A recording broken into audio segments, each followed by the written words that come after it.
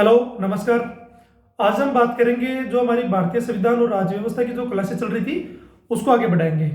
उनको आगे बढ़ाने से पहले मैं एक बार बात कर लेता हूँ हमारी एकेडमी के बारे में, और उसके बाद जस्ट बाद में हम लोग क्या करेंगे, क्लासेस स्टार्ट कर देंगे। जो कंटेंट है बहुत अच्छा है। दूसरा, इस वीडियो को जब आप देखोगे कंप्लीट तो आपको काफ़ी सारे जो इसमें कंटेंट है वो आपको रिलेवेंट लगेंगे। किसके रिगार्डिंग? एग्जाम ओरिएंटेड प्लस एक आम नागरिक के तहत आपको सारी चीज़ें पता चलेगी। आप ध्यान से देखिए और समझिए। अब हम लोग बात करते हैं डायरेक्ट इंट्राइस एकेडमी। ये ऑनलाइन वेबसाइट पे भी आपको अवेलेबल मिल जाएगी। दूसरा, जो यूट्यूब पर जो क्लासेस चल रही है इसमें भी मैं कुछ चीज़ें बता देता हूँ आपको। जो ऑनलाइन टेस्ट सीरीज है वो आप लोगों के लिए बहुत किफ़ायती दरों पर अवेलेबल करवाया गया है। आप चाहो तो इसका लाभ ले सकते हो। आपकी कोई भी एग्जाम हो, आप यहाँ कर वेबसाइट पर आके क्या कर सकते हैं, विजिट कर सकते हैं। जब वेबसाइट पर विजिट करेंगे तो आपको कई सारे जो फंक्शंस है वो मिलेंगे, और फंक्शंस में आपको मिलेगा कि जो आपकी एग्जाम ओरिएंटेड जो टेस्ट सीरीज है यहाँ पर आपको अवेलेबल मिलेगी, और जो किफ़ायती दरें हैं वो बिल्कुल आपको आपके अकॉर्डिंग मिलेगी। ज़्यादा प्राइस मैंने नहीं रखी है, स्टूडेंट को ध्यान में रखते हुए मैंने ये सारी जो प्राइस है वो रखी है। आगे बात करते हैं हम लोग इसमें जो कॉन्टैक्ट नंबर है वो आपको मिलेंगे आगे, मैं बता देता हूँ। ये कॉन्टैक्ट नंबर है, आप इसमें मैसेज कर सकते हैं, कॉल कर सकते हैं। इफ एनी डाउट आप मुझसे कॉलिंग भी कर सकते हैं, और ये जीमेल आईडी है, आप इसके ऊपर क्या कर सकते हैं, मैसेज कर सकते हैं। तो लोग आगे बात करते हैं। जैसा कि मैंने पहले बता रखा था कि 85,000 प्लस इसके अंदर जो टेस्ट पेपर हैं, और काफ़ी सारे जो इसमें टेस्ट हैं, क्वेश्चंस मिलेंगे आपको। आप अपनी सुविधा के अकॉर्डिंग क्या कर सकते हैं, इसको ले सकते हैं, परचेज कर सकते हैं। और आपको कोई डाउट होता है तो आप मुझसे कांटेक्ट कर सकते हैं उससे पहले, तो मैं आपका जो भी डाउट है वो क्लियर कर दूंगा। हम पढ़ रहे थे भारतीय संविधान और राज्य व्यवस्था। तो भारतीय संविधान का जो हम लोग भाग फर्स्ट पढ़ चुके, सेकंड पढ़ चुके, और भाग थर्ड के अंदर हम लोगों ने पहले आर्टिकल 12 और 13 पढ़ा। उसके बाद में 14 to 18 हमने जो राइट टू इक्वलिटी उसको पढ़ा हमने कंप्लीट। उसमें जो जजमेंट थे, केस थे, इशू थे, जो भी अमेंडमेंट थे, सारों को कंप्लीट किया हम लोगों ने। तो आप ध्यान से सुनिए उस चीज़ को। जब वीडियो है तो वीडियो का पूरा कंप्लीट देखेंगे तो आपको इन वीडियो के बीच में कई सारी जो समझने वाली जो बात है वो मैंने बता रखी है उसमें। अगर आप पहला वीडियो स्टार्ट में देख के बंद कर देते हैं तो हो सकता है कि आपको काफ़ी सारा लॉस हो जाए उस चीज़ को समझने में। ये वीडियो आज नहीं तो कल किसी के लिए काम आएगा, लेकिन जैसे मैं कहता आ रहा हूँ कि ये वीडियो फर्स्ट ग्रेड से लेके फोर्थ ग्रेड तक, इसके अलावा ऑल एग्जाम जिसके अंदर जनरल स्टडीज के जो सब्जेक्ट हैं वो सारे इंक्लूड हैं, उन सभी के अंदर ये यूजफुल होगा और बेनिफिशियरी होगा। मैं आपको टाइम टू टाइम ये चीज़ें बताता रहूँगा कि जो हमने पढ़ाया है इसके बियॉन्ड क्वेश्चंस नहीं जा रहे हैं। और जैसा कि मैं कंटेंट पढ़ाने के बाद में कुछ क्वेश्चंस लेता हूँ, तो आप क्वेश्चंस का दायरा देखोगे तो आपको पता चल जाएगा कि इसमें जो मैंने बता रखा है उसे बियॉन्ड नहीं पूछ रहा है वो। आप चाहे जो मर्जी कर लीजिए, आपको इसके दायरे में चीजें मिलेगी। अगर इनके दायरे से चीजें बाहर चलेगी, क्वेश्चंस को ट्विस्ट किया गया, तो वो बोर्ड का रूल होगा या जो बोर्ड का माइंडसेट होगा कि वो चीजों को घुमा फिरा के पूछ सकता है। पर चीजें इसकी बियॉन्ड इनके दायरे में रहेगी, इसकी बाइट नहीं जाएगी वो, क्योंकि हमने सारी चीजों को 360 डिग्री के अंदर इसको कंप्लीट किया है। हम लोग आगे पढ़ते हैं। भारतीय संविधान हम लोग पढ़ रहे थे, हम मौलिक अधिकार पढ़ रहे थे भाग 3 के अंदर 12 से 35 में। आज हम पढ़ेंगे राइट टू फ्रीडम, स्वतंत्रता का अधिकार। आप पढ़ेंगे इसको आर्टिकल 19, 20, 21, 21A और 22 ये पढ़ेंगे हम लोग। और इसके अंदर जहां भी समझाने की बात होगी मैं आपको समझाता रहूंगा। आपको ध्यान से उसको सुनना है, समझना है।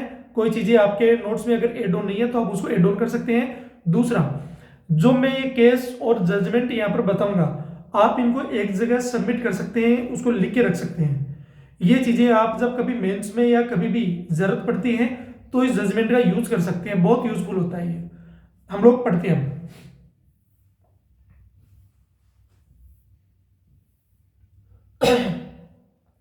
हम एक बार थोड़ा सा हिस्टोरिकल जो इसका बैकग्राउंड है वो एक बार देख लेते हैं कि जो राइट्स है उनकी बात की गई थी। वैसे तो मैंने पिछले वीडियो में बता रखा था, लेकिन मैं इस वीडियो में और आपको थोड़ा सा बता देता हूं। ये क्या कह रहा है देख लीजिए कि स्वतंत्रता के बाद भारत का संवैधानिक युग। देखिए, लेकिन इससे पहले पढ़ते हैं हम लोग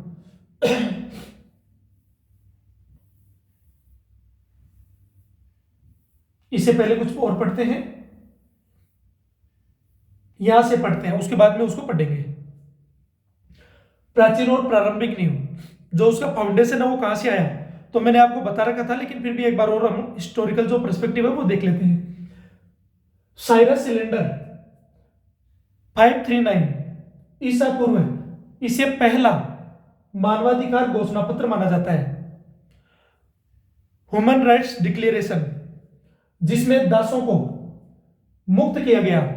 जो दास होते थे पहले, स्लेवरी, तो उनको क्या किया जाता, काम के पर्सपेक्ट में क्या किया जाता था, उनको बंदी बना के रखा जाता था, उनको अपने दायरे में रखा जाता था, कठोर व्यवस्था करके रखते थे, उनसे काम करवाते थे, चाहे वो जबरन हो या वो कैसे भी हो।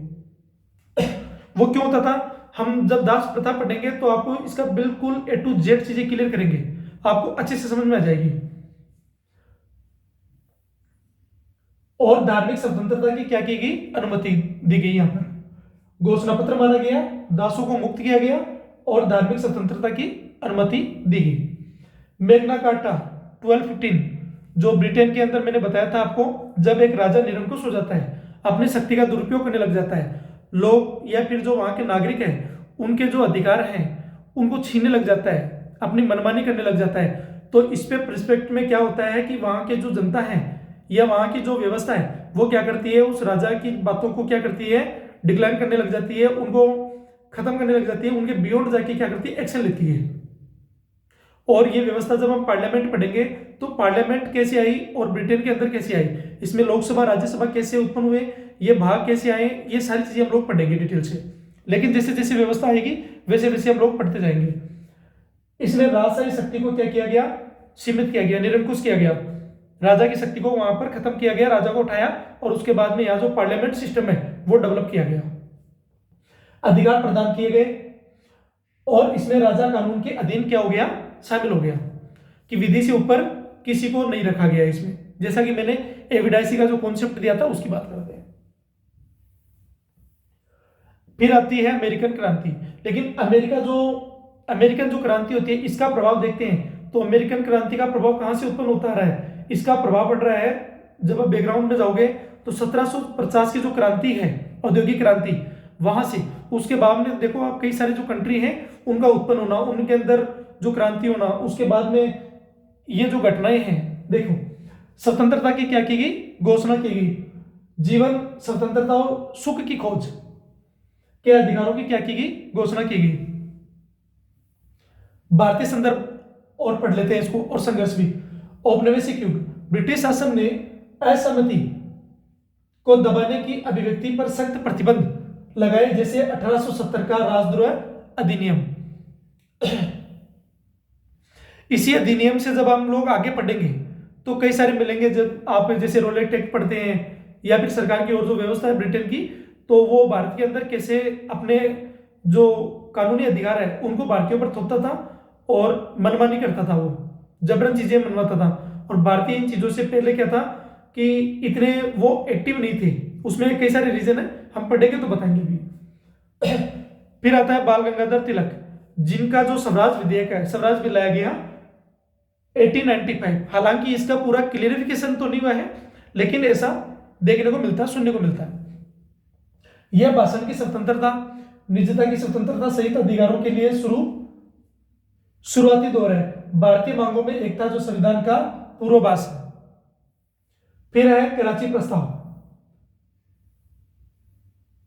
कराची प्रस्ताव 1931, लेकिन इससे पहले आप पढ़ते हो तो जो नेहरू रिपोर्ट है उसको भी पढ़ते हैं, लेकिन हम लोग इसको पढ़ते हैं एक बार।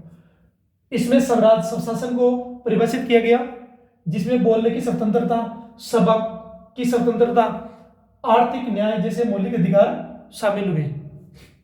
अब पढ़ते हैं हम लोग स्वतंत्रता का अधिकार, लेकिन इससे पहले एक बार ऊपर स्लाइड रह गई, उसको पढ़ते हैं। यहां से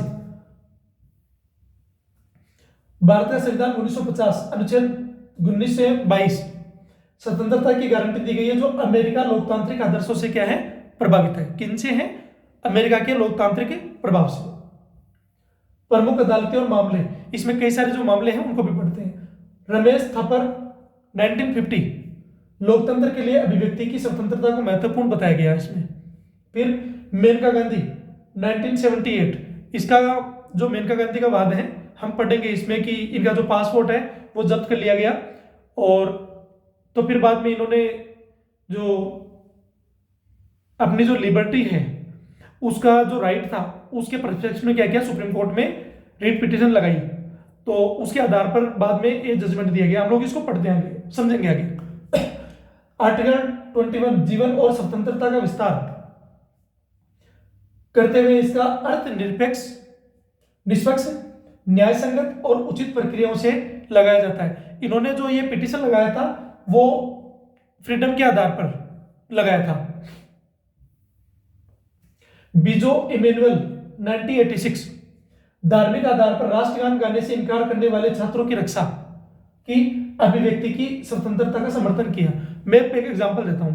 मान लेते हैं कि कोई सिनेमा हॉल है, सिनेमा हॉल के अंदर जो राष्ट्रगान है वो गाया जाता है और मान लो कि उसके लिए खड़े होते हैं, तो जब खड़े होकर हम लोग राष्ट्रगान गाते हैं तो बच्चे वो राष्ट्रगान को मतलब खड़े होकर सावधान की स्थिति में तो थे, लेकिन वो गा नहीं पाए।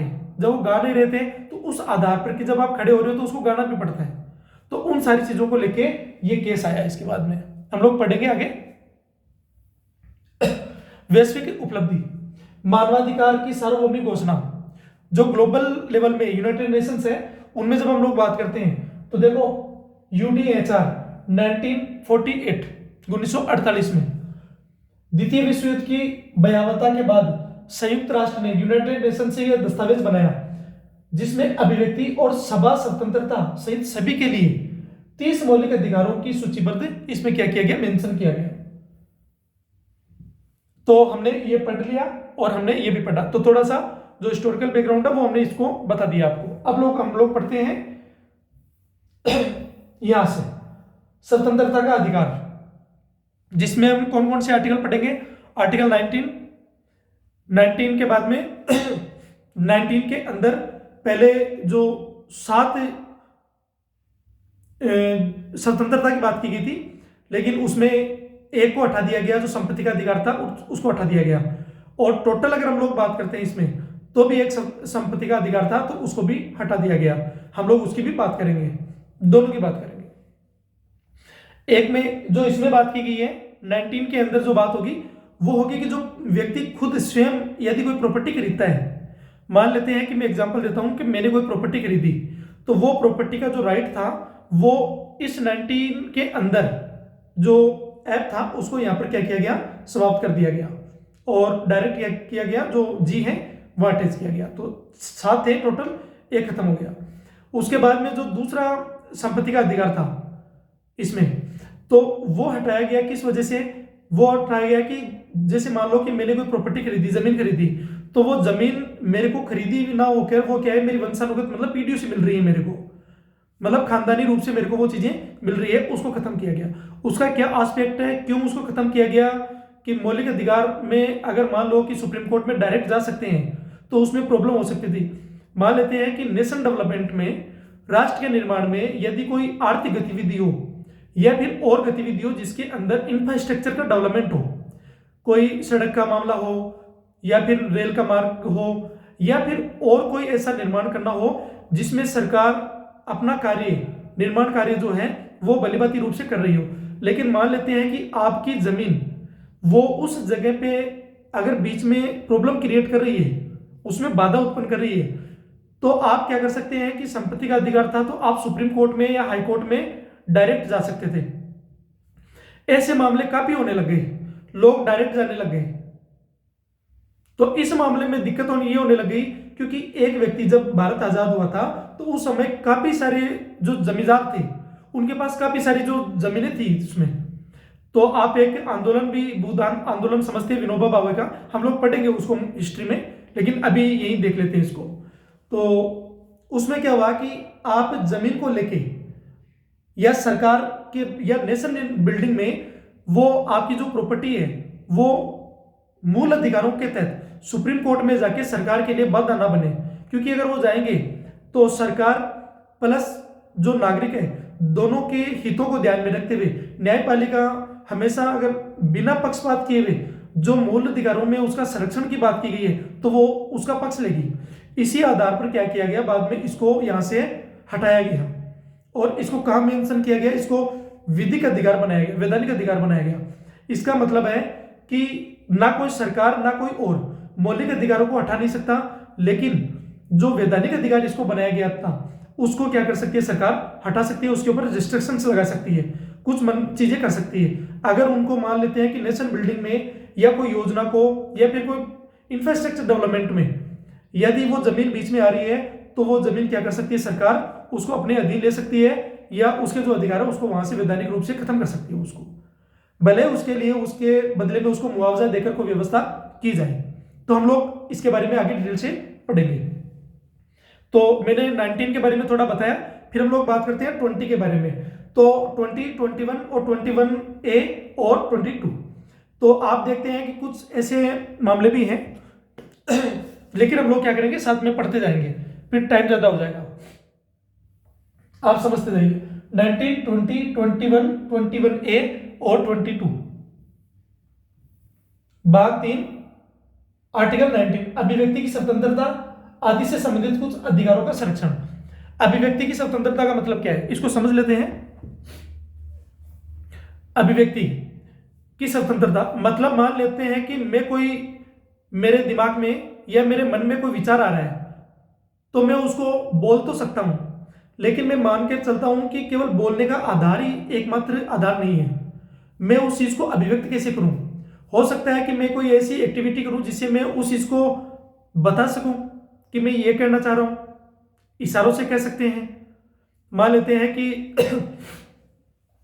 कोई व्यक्ति सुन नहीं सकता, बोल नहीं सकता, तो उसके पास में क्या ऑप्शन है, तो वो क्या कर सकता है कि अपने शरीर में कुछ एक्टिविटियां गतिविधियां करके वो कुछ मैसेज दे सकता है, अगले को समझा सकता है। इसके अलावा आप देखते हैं कि सरकार के पास में जब कोई सरकार से रिलेटेड या कुछ भी कोई बात करनी हो तो आप क्या कर सकते हैं, जैसे कोई भाषण देते हैं। इसके अलावा आप क्या करते हैं, जैसे झंडा फहराते हैं। इसके अलावा आप क्या करते हैं, कोई प्रतीक चिन्हों का आह्वान करते हैं। इसके अलावा आप देखते हैं कि रैलियां निकालते हैं। इसके अलावा आप कुछ और एक्टिविटी करते हैं जिससे ये लगता है कि ये व्यक्ति कुछ कहना चाह रहा है, मतलब वो अभिव्यक्त कर रहा है उस चीज को। तो बोलना और अभिव्यक्त करना दोनों चीजें आप लोगों ने समझ ली। यहां पर आगे इसमें बात करेंगे कि आर्टिकल 19 के अंदर मैंने बताया कि टोटल जो थी इसमें 7 इसमें इसके सब डिक्शन थे, इसमें सब क्लोज थे 1, 2, 3, 4, 5, 6, 7 ऐसे। तो उसमें एक को हटा दिया गया और अब कितने बच गए 6, और टोटल भी कितने हैं 6, पहले कितने थे 7। अब पढ़ते हैं आगे। इसमें क्या बात कही गई है देखो, जहां समझाने की बात आएगी मैं आपको समझाता रहूंगा, आप आराम से समझिए और चीजें आपके बिल्कुल समझ में आ जाएगी। सभी नागरिकों को यह अधिकार होगा, कौन सा अधिकार, पहले पढ़ते हैं, बोलने और अभिव्यक्ति की स्वतंत्रता। जैसा कि मैंने अभी आपको बता दिया कि मैं कुछ भी बोल सकता हूं, लेकिन इस बात का ध्यान रहे कि गवर्नमेंट ने या संवैधानिक जो व्यवस्था है इसके अंदर इन अधिकारों के साथ में रिस्ट्रिक्शंस भी है, युक्त प्रतिबंध भी लगाया हुआ है कि आप ऐसा नहीं बोल सकते जिससे नेशन या राष्ट्र के अंदर कुछ ऐसे विद्रोह हो जाए या फिर राष्ट्र के छवि को नुकसान पहुंचे, या फिर कोई विदेशी व्यक्ति या कोई राजनयिक कोई व्यक्ति या कोई प्रतिष्ठित व्यक्ति कोई भी यहां पर आता है तो आप अपनी मर्जी से उनको गालियां नहीं निकाल सकते। अब ये इतना बड़ा अधिकार है कि आप देखते हैं कि आप एक आम नागरिक, भारत का आम नागरिक, वो भारत के प्रधानमंत्री, राष्ट्रपति, किसी के बारे में कुछ भी कह रहा है, उनसे जवाब मांग रहा है, कुछ भी बोल सकता है वो। इतनी सारी चीजें हैं और सरकार की जिम्मेदारी है कि वो क्या करे, जवाब दे, लेकिन उसके लिए कुछ क्राइटेरिया है, उसको भी पढ़ते जाएंगे। अब हम लोग पढ़ते हैं, इसमें पहला है बोलने की और अभिव्यक्ति की स्वतंत्रता। दूसरा, शांतिपूर्वक और बिना हथियारों के इकट्ठा होना। तो पहले क्या कर सकते हैं, आप बोल रहे हैं, फिर बाद में कह रहे हैं कि शांतिपूर्वक बिना हथियारों के इकट्ठा होना। आप शांतिपूर्वक आप हड़ताल कर सकते हैं, कोई दिक्कत नहीं, आप शांतिपूर्वक बातें कर सकते हैं, आप शांतिपूर्वक यहां पर क्या कर सकते हैं, आप कुछ भी कर सकते हैं जिससे उल्लंघन नहीं हो, किसी विधि का उल्लंघन नहीं हो, कानून व्यवस्था का उल्लंघन नहीं हो। फिर बाद में है कि बिना हथियारों के इकट्ठा होना। तो बिना हथियारों के इकट्ठा होना चाहिए, इससे डर और इसके अलावा अराजकता ना फैले, अराजकता ना फैले, इन सारी चीजों को ध्यान में रखते हुए ये आपको ये अधिकार दिया हुआ है। तीसरा, संघों या संघ या सहकारी समितियों का गठन करना। संघ, यूनियन, कोई आप क्या कर सकते हैं, एक जैसे समूह बना सकते हैं। फिर बाद में सहकारी समितियों का गठन होना। तो सहकारी, आप कुछ लोग मिलकर क्या कर सकते हैं, एक सामूहिक रूप से एक व्यवस्था का डेवलपमेंट कर सकते हैं। जो सहकारी समितियां जो ग्राउंड लेवल पे जो चीजें काम करती हैं, उनका सबका जो हित है वो एक में कंट्रीब्यूट होता है, ऐसा। फिर बाद में भारत के पूरे भूभाग में स्वतंत्र रूप से घूमने फिरने का अधिकार। ये कह रहा है कि भारत के पूरे भूभाग में, मतलब भारत का जितना भारत का भूभाग है उसमें आप कहीं पर भी घूम सकते हैं, फिर सकते हैं, लेकिन उसके ऊपर रिस्ट्रिक्शंस लगाया हुआ है, युक्त प्रतिबंध भी है।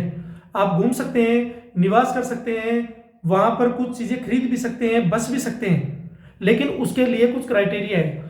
आप ऐसा नहीं हो कि नेशनल सिक्योरिटी को ध्यान में रखते हुए यदि कोई ऐसी व्यवस्था है, आप मान लो बॉर्डर एरिया पे चले गए और बॉर्डर एरिया पे चले गए, वहां पर फोर्स काम कर रही है, तो वहां पर जो एरिया है वो अनसिक्योर एरिया है, तो वहां पर क्या कर सकते हैं, आप अपनी मर्जी से वहां चले गए तो आप क्या कर सकते हैं, नेशनल सिक्योरिटी में बाधा बन सकते हैं। उन चीजों के लिए आपके ऊपर रिस्ट्रिक्शंस है कि आप अपनी मर्जी से नहीं। इसके अलावा कुछ ऐसी घटनाएं हो जिसमें नेशनल सिक्योरिटी की बात आती हो या कोई थ्रेट्स हो, तो इन सारी चीजों को ध्यान में रखते हुए ये जो रिस्ट्रिक्शंस है वो रखे हुए। आगे पढ़ते हैं इसमें। और बस जाना, जैसा कि मैंने आपको बता दिया। फिर है किसी भी पेशे का अभ्यास करना। आप कोई भी काम चुन सकते हैं, आप कोई भी काम कर सकते हैं, लेकिन इसका भी दायरा है कि आप ऐसा नहीं कि आप वेपन्स बनाने लग जाएं, ऐसा नहीं हो कि आप नेशनल जो सिक्योरिटी है उसको आप चुनौती देने लग जाएं, ऐसा नहीं हो कि आप नेशनल सिक्योरिटी में आप क्या कर सकते हैं, हस्तक्षेप कर सकते हैं, ऐसा नहीं हो कि आपकी वजह से ऐसी घटना हो जिससे भारत की जो व्यवस्था है उसके अंदर डिसबैलेंस हो। तो ये जो व्यवस्थाएं हैं यहाँ पर कि कोई भी व्यवसाय या व्यापार आप क्या कर सकते हैं, धंधा कर सकते हैं। तो आपको क्या कर सकते हैं कि आप काम कर सकते हैं, कोई भी पेशा चुन सकते हैं, लेकिन जो इसमें रिस्ट्रिक्शंस का दायरा है उसको ध्यान में रखते हुए। फिर पॉइंट 2 ये क्या कहता है, इसका खंड 1A का जो खंड है वो क्या है, मैं कोई बात किसी मौजूदा कानून के संचालन को प्रभावित नहीं करेगी, ये ऐसा कहे, या राज्य को कोई भी कानून बनाने से नहीं रोकेगी। जहां एक ऐसा कानून भारत की संप्रभुता, अखंडता और राज्य की सुरक्षा, विदेशी राज्यों के साथ मैत्रीपूर्ण संबंध, सार्वजनिक व्यवसाय और शालीनता और नैतिकता के हित, जो एथिकल जो हित हैं उन चीजों को, या फिर न्यायालय की अवमानना, न्यायालय की अवमानना क्या होती है वो भी बताएंगे, मानहानि और अपराध के लिए उकसाने के संबंध में उक्त उपखंड द्वारा प्रयुक्त अधिकार के प्रयोग पर उचित क्या है, प्रतिबंध लगाता है। ये देख लीजिए इसमें किन किन चीजों पर प्रतिबंध लगाया गया, इन सारी चीजों के ऊपर, कि इन सारी चीजों को ध्यान में रखते हुए आप क्या कर सकते हैं, जो स्वतंत्रता का लाभ ले सकते हैं। आर्टिकल 19 के अकॉर्डिंग 1 के उसके अकॉर्डिंग, आर्टिकल 19(1) में ये वही बात आ गई सेम। फिर इसमें पढ़ लेते हैं इसको।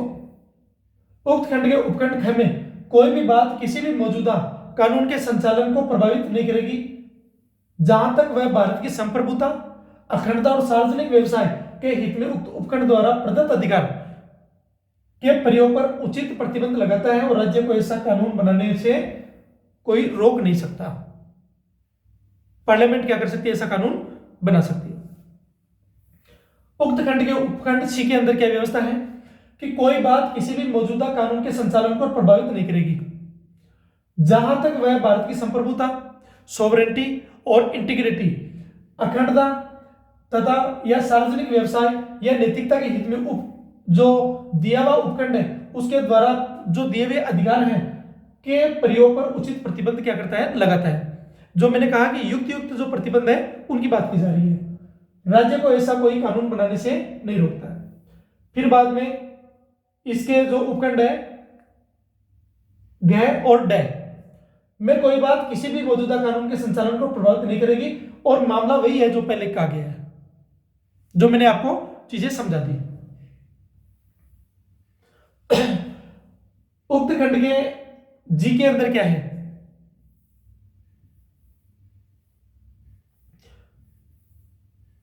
में कोई बात किसी भी मौजूद कानून के संचालन को प्रभावित नहीं करेगी जहां तक वह कानून आम जनता के हित को उक्त उपखंड द्वारा प्रदत्त अधिकार के प्रयोग पर प्रतिबंध लगाता है, या राज्य को ऐसा कोई कानून बनाने से नहीं रोकेगा, और विशेष रूप से जो उक्त दिया हुआ जो उपखंड है उसमें कोई भी बात किसी भी मौजूदा कानून के संचालन को प्रभावित क्या करेगी, नहीं करेगी, जहां तक वह कानून से संबंधित है, और राज्य को ऐसा कोई कानून बनाने से नहीं रोकेगा। अब इसके अंदर क्या क्या और व्यवस्था है वो और पढ़ लेते हैं। किसी पेशे का अभ्यास करने, किसी व्यवसाय, व्यापार, कारोबार चलाने के लिए आवश्यक व्यावसायिक या तकनीकी योग्यता, इसमें कहा गया कि जो रिस्ट्रिक्शंस है तो उसमें यह लगा सकते हैं कि आप कोई पैसा या कोई काम कर रहे हैं तो आपके पास उसका एक्सपीरियंस है कि नहीं, नॉलेज है कि नहीं, इन चीजों की बात की गई है। राज्य द्वारा, राज्य के स्वामित्व या नियंत्रण वाले किसी निगम द्वारा किसी भी व्यवसाय, व्यापार, उद्योग या सेवा का संचालन करना, चाहे नागरिकों को पूर्ण या आंशिक रूप से बाहर रखा जाए या नहीं, ये बात इसमें कही गई। हम लोग इसका जो कंक्लूजन है वो पढ़ लेते हैं। क्या कहा गया है, आर्टिकल 13 से ये टच है, जो राज्य की हम लोगों ने क्या किया गया, इसके ऊपर जो पाबंदी लगाई थी कि राज्य की परिभाषा में और न्यायपालिका किन चीजों को, जो मूल अधिकारों को लेके अगर कोई प्रॉब्लम होती है तो वो क्या कर सकती है, अपनी जो ताकत है या अपनी जो शक्ति है उसके द्वारा अपने क्षेत्राधिकार के आधार पर उन चीजों को डिक्लाइन कर सकती है, कम कर सकती है सरकार के द्वारा बनाए हुए विधि के द्वारा, यदि वो मूल अधिकारों का उल्लंघन करते हैं। तो हम लोग इसमें पढ़ते हैं आर्टिकल 13। आर्टिकल 19, भारतीय संविधान 1950 में क्या व्यवस्था थी के मसौदे पर 1 और 2 दिसंबर 1948 तथा 16 और 17 अक्टूबर 1949 को बहस हुई, डिस्कस हुआ था उसमें। इसमें कुछ प्रतिबंधों के साथ कुछ स्वतंत्रता के अधिकार का क्या किया गया था, प्रावधान किया गया था। चर्चा मुख्य रूप से मसौदा अनुच्छेद में उल्लेखित स्वतंत्रता के प्रयोग पर लगाए गए प्रतिबंधों पर केंद्रित थी। कुछ सदस्यों का मानना था, क्या मानना था कि कोई भी अधिकार पूर्ण नहीं हो सकता, कुछ परिस्थितियों में उस पर सीमाएं होनी चाहिए, कि रेस्ट्रिक्शंस होनी चाहिए। स्वतंत्रता पर लगाए प्रतिबंधों के समर्थकों का तर्क था कि संविधान और राज्य की निर्बाध कामकाज को सुनिश्चित करने के लिए ऐसे प्रतिबंध आवश्यक है, विशेष रूप से उस समय की सामाजिक और राजनीतिक स्थिति को देखते हुए। यह कहा गया कि जो व्यवस्था आज, जैसे हम लोग आज की बात करते हैं, तो पहले की जो सामाजिक और राजनीतिक व्यवस्था अलग थी और आज वो चीजें क्या हो गई, परिवर्तन हो गई। तो व्यवस्था उसके अकॉर्डिंग नहीं चलनी चाहिए, अगर जरूरत पड़ी तो आज के अकॉर्डिंग उसको क्या करना चाहिए, व्यवस्थित करना चाहिए। आप सारे कई बार सारे मुद्दे देखते हैं, कई सारी कंट्री के अंदर जो जेएनजी का जो कॉन्सेप्ट है, सरकारों को बदल दिया उन्होंने, ऐसा। अन्य सदस्यों ने इस बात पर गहरी चिंता व्यक्त की कि इस मसौदा अनुच्छेद में दिए गए प्रतिबंध इसके अंतर्गत प्राप्त स्वतंत्रता को काफी हद तक सीमित कर देते हैं। एक सदस्य ने तर्क दिया कि यह प्रतिबंध इतने व्यापक हैं कि स्थिति औपनिवेशिक शासन के समय की स्थिति से बहुत अलग नहीं होगी, कि अगर आप ज्यादा रिस्ट्रिक्शंस लगा देंगे तो फिर औपनिवेशिक स्थिति में जो मामला था और वर्तमान स्थिति में हम लोग आजाद होने के बाद में ऐसा काम कर रहे हैं, तो दोनों में फिर क्या जो कोई ज्यादा फर्क नहीं रह गया।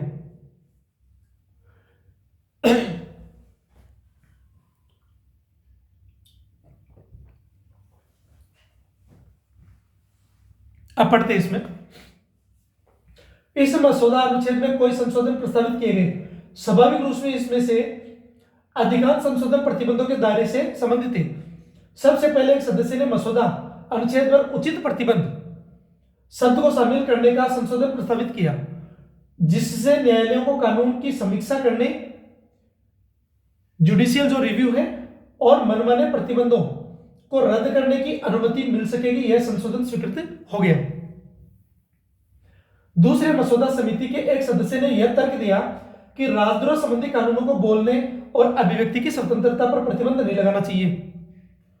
उन्होंने कहा, क्या कहा कि राजद्रोह शब्द अस्पष्ट है और न्यायालयों द्वारा इसकी व्यापक व्याख्या की गई है। इस संशोधन को भी बिना किसी महत्वपूर्ण बहस के स्वीकार कर लिया गया। तीसरा, विधानसभा की एक बाद की बैठक में जब मसौदा अनुच्छेद पहले ही पारित हो चुका था, तो मसौदा समिति के एक सदस्य ने सिफारिश की। क्या सिफारिश की? कि अदालत की अवमानना, न्यायालय की जो अवमानना होती है, मतलब न्यायालय के खिलाफ कोई बात कहना, या फिर न्यायाधीशों के खिलाफ कोई बात कहना, या फिर उनके दिए हुए विचार, या फिर उनके द्वारा दी हुई कोई व्यवस्था है उसका उल्लंघन करना, उनके खिलाफ जाके बात करना। अदालत की अवमानना से संबंधित कानूनों को अभिव्यक्ति की स्वतंत्रता पर प्रतिबंध के रूप में शामिल किया जाए। उनका मानना था कि अभिव्यक्ति की स्वतंत्रता किसी भी व्यक्ति को अदालत की अवमानना संबंधित कानूनों की अवहेलना करने का अधिकार नहीं देती। प्रतिबंध एक सदस्य ने अभिव्यक्ति की स्वतंत्रता पर और अधिक प्रतिबंध लगाने का विरोध करते हुए कहा कि न्यायाधीश जो है इसका दुरुपयोग कर सकते हैं, और हालांकि संशोधन पारित हो गया। विधानसभा ने कई अन्य संशोधनों की खारिज किया गया। प्रारंभिक संशोधनों के साथ मसौदा अनुच्छेद को 2 दिसंबर 1948 को अपनाया गया था और 17 अक्टूबर 1949 को इसमें एक और संशोधन किया गया। हम लोग अब पढ़ते हैं इसके बारे में, जो इसके सब क्लोज थे। वो पहला क्या है, ये अनुच्छेद 19(1). अब पढ़ते हैं, बोलने और अभिव्यक्ति की स्वतंत्रता। शब्दों, देखिए इसमें क्या लिखा हुआ है, शब्दों, लेखन, मुद्रण या किसी भी, ये कह रहा है शब्द रूप से, लेखन रूप से या फिर मुद्रण प्रिंटिंग के आधार पर या किसी भी माध्यम से आप विचार व्यक्त करने का अधिकार रख सकते हैं। आप पंपलेट लगा के, आप बैनर लगा के भी आप क्या कर सकते हैं, अभिव्यक्ति जो स्वतंत्रता है उसका जो लाभ उठा सकते हैं। ये बात। इसमें प्रेस की स्वतंत्रता, जानने का अधिकार, और यहां तक कि राष्ट्रध्वज फहराने का अधिकार भी इसमें शामिल है। ध्यान रखिए, इसमें प्रेस की स्वतंत्रता, जो मीडिया की बात है, तो यह भी कहा गया कि मीडिया की स्वतंत्रता तो है, लेकिन मीडिया को भी अपने जो रिस्ट्रिक्शंस है उनके आधार पर, इसमें नीचे दिए हुए अभी पढ़ेंगे, उनको ध्यान में रखते हुए आपको क्या करना है, इसका उपयोग करना है।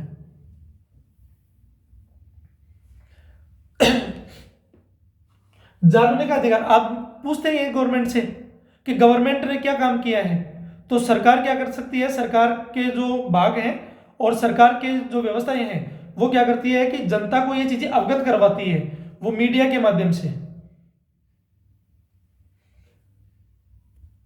आप पार्लियामेंट में देखते हैं, डिस्कस होता है, हर चीजों पे बहस होती है, हर चीजों के लिए बताते हैं, अपना जो मैनिफेस्टो है वो बताते हैं कि ये काम हमने किया है।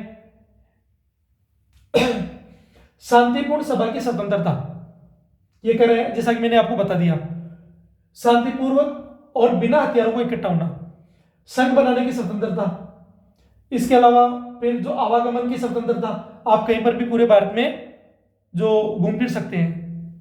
निवास की स्वतंत्रता, आप कहीं पर भी बस सकते हैं, रह सकते हैं। पहले मामला जो जम्मू कश्मीर को लेके था, लेकिन अब तो वो भी हट गया। पहले से अब इसके अंदर एक था, ई के बाद में ऐप आना चाहिए, जो संपत्ति का अधिकार था। जैसे कि मैंने कहा कि पर्सनल प्रॉपर्टी जो अपनी है, जैसे मैंने खुद प्रॉपर्टी खरीदी है, तो उसके लिए पहले अगर मेरी वो प्रॉपर्टी को छीन लेता था तो मैं सुप्रीम कोर्ट में जा सकता था, हाई कोर्ट में जा सकता था, लेकिन उसको क्या किया गया, इसमें हटा दिया गया। अब आगे बढ़ते हैं, पैसे की स्वतंत्रता, जैसा कि मैंने इसमें बता रखा है। संपत्ति से संबंधित उपखंड एफ को हटा दिया गया, इसमें दिया हुआ। उचित प्रतिबंध 19(1) था जिसमें स्वतंत्रता की बात की गई थी। अब इसके अंदर 19(2) के अंदर जो इसका सब क्लोज 2 है, इसमें रिस्ट्रिक्शंस क्या है, तो वो पढ़ते हैं। भाई किन आधारों पर स्वतंत्रता पर रिस्ट्रिक्शंस लगाई जा सकती है। अब यहां पर क्वेश्चन पूछ सकता है वो, पहले तो किन आधारों पर और किन आधारों पर रिस्ट्रिक्शंस लगाई जा सकती है, किन पर नहीं लगाई जा सकती। और ये जो 19 है, ये केवल भारतीय नागरिकों को ही दिया गया है। जैसा कि मैंने बताया था, 15, 16, 19, 29 और 30, 15, 16, 19, 29 और 30, ये जो अधिकार हैं ये केवल भारतीय नागरिकों के लिए है। इसका मतलब ये 19 इसमें इंक्लूड है। और ये कब खत्म हो सकता है, जब इमरजेंसी होती है, नेशनल इमरजेंसी हम लोग पढ़ेंगे थोड़ा सा। तो जब राष्ट्रीय आपातकाल लगता है तो राष्ट्रीय आपातकाल के अंदर जब इमरजेंसी का भाग पढ़ते हैं तो हम लोग आर्टिकल पढ़ते हैं 352 352 से लेके 360 तक। तो 3 प्रकार के आपातकाल की व्यवस्था की हुई है, जिसमें जो पहला मामला था 352 का, जो राष्ट्र में अगर कोई युद्ध या कोई बाहरी आक्रमण का मामला हो तो उन सारी चीजों को ध्यान में रखते हुए एक ये मामला जाता है। सबसे पहले एक संशोधन भी आता है। वो संशोधन कौन सा है? तो 44वां संविधान संशोधन आता है इंदिरा गांधी की सरकार के बाद में। इंदिरा गांधी इमरजेंसी लगाती है, उसके जस्ट बाद में मोरारजी देसाई की गवर्नमेंट बनती है, सरकार बनती है, और मोरारजी देसाई प्रधानमंत्री बनते हैं।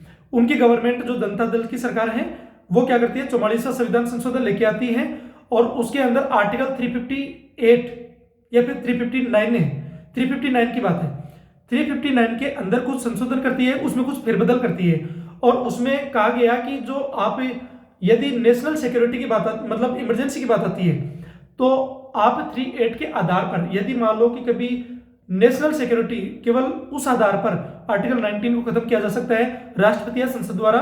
जब कब किया जा सकता है?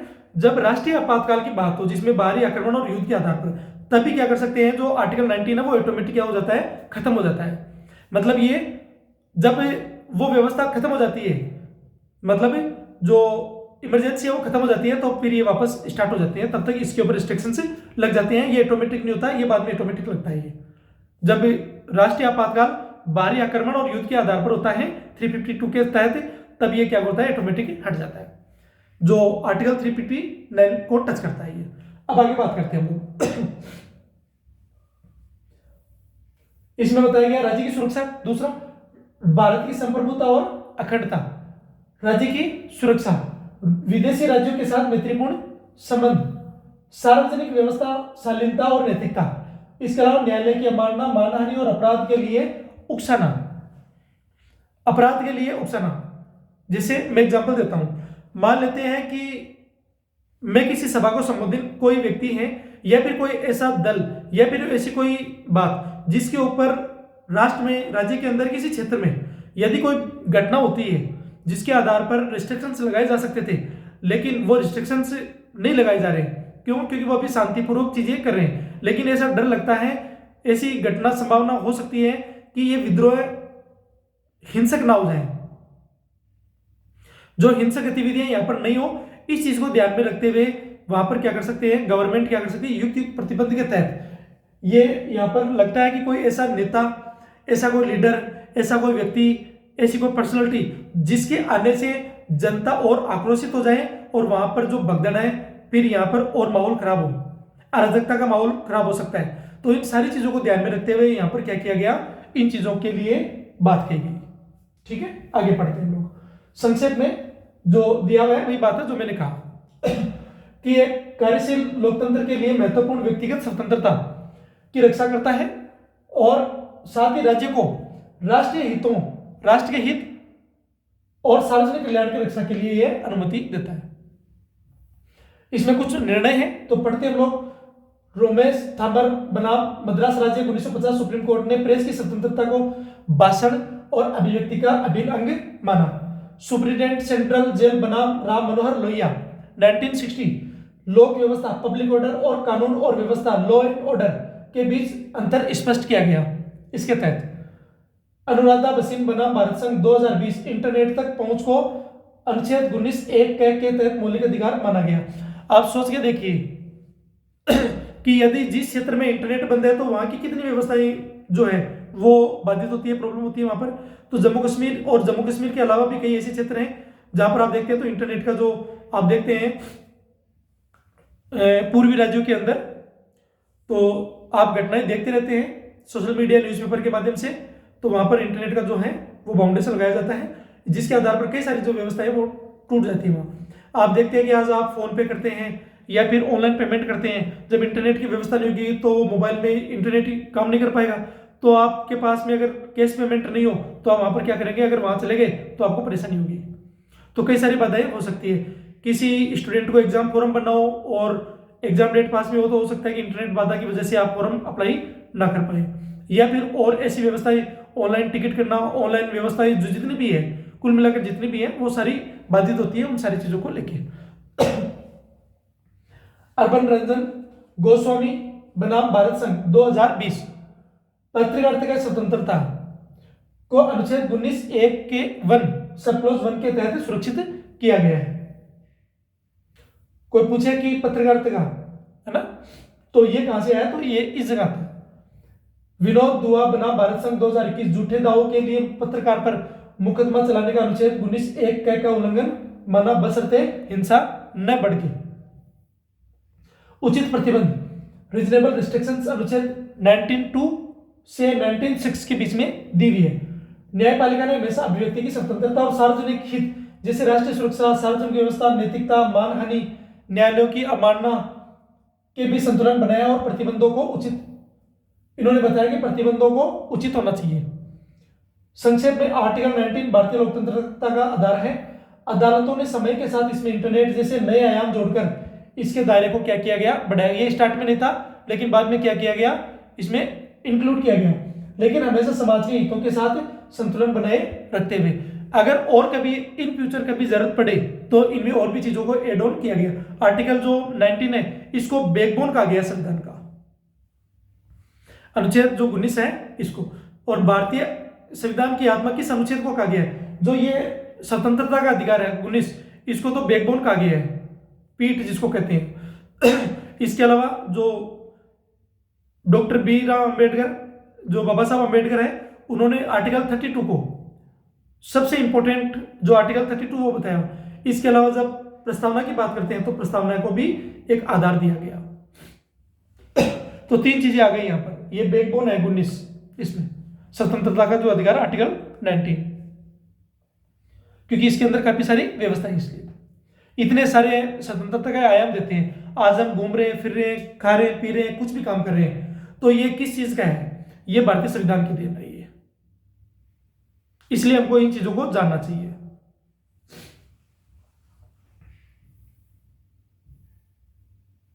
और बोलने की आजादी में ऐसा नहीं है कि आप किसी को कुछ भी कह दें, इसीलिए आप देखते हैं कि कई बार कई लोगों के रिस्ट्रिक्शंस लगाए जाते हैं इस मामले में। आगे पढ़ते हैं, आर्टिकल 20 अनुच्छेद 20 क्या कहता है, अपराधों के लिए दोष सिद्धि के संबंध में, मतलब दोष सिद्ध का मतलब क्या है।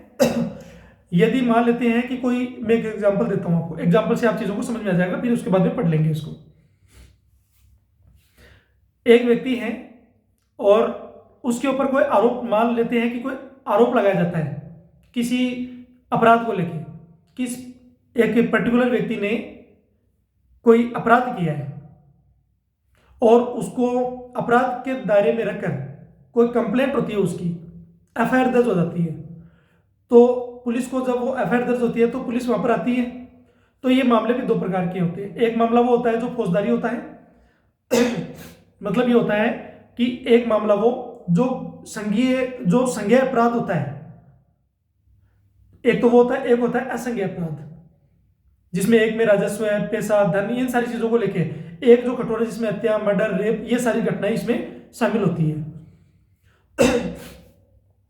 तो आप देखते हैं को इन चीजों को पढ़ेंगे तो उस आदमी पर अगर मान लो आरोप लग रहे हैं तो सिर्फ आरोप लगा है, एफआईआर हुआ है कि इस व्यक्ति ने ऐसा अपराध किया है, लेकिन वो अपराध सिद्ध नहीं हुआ।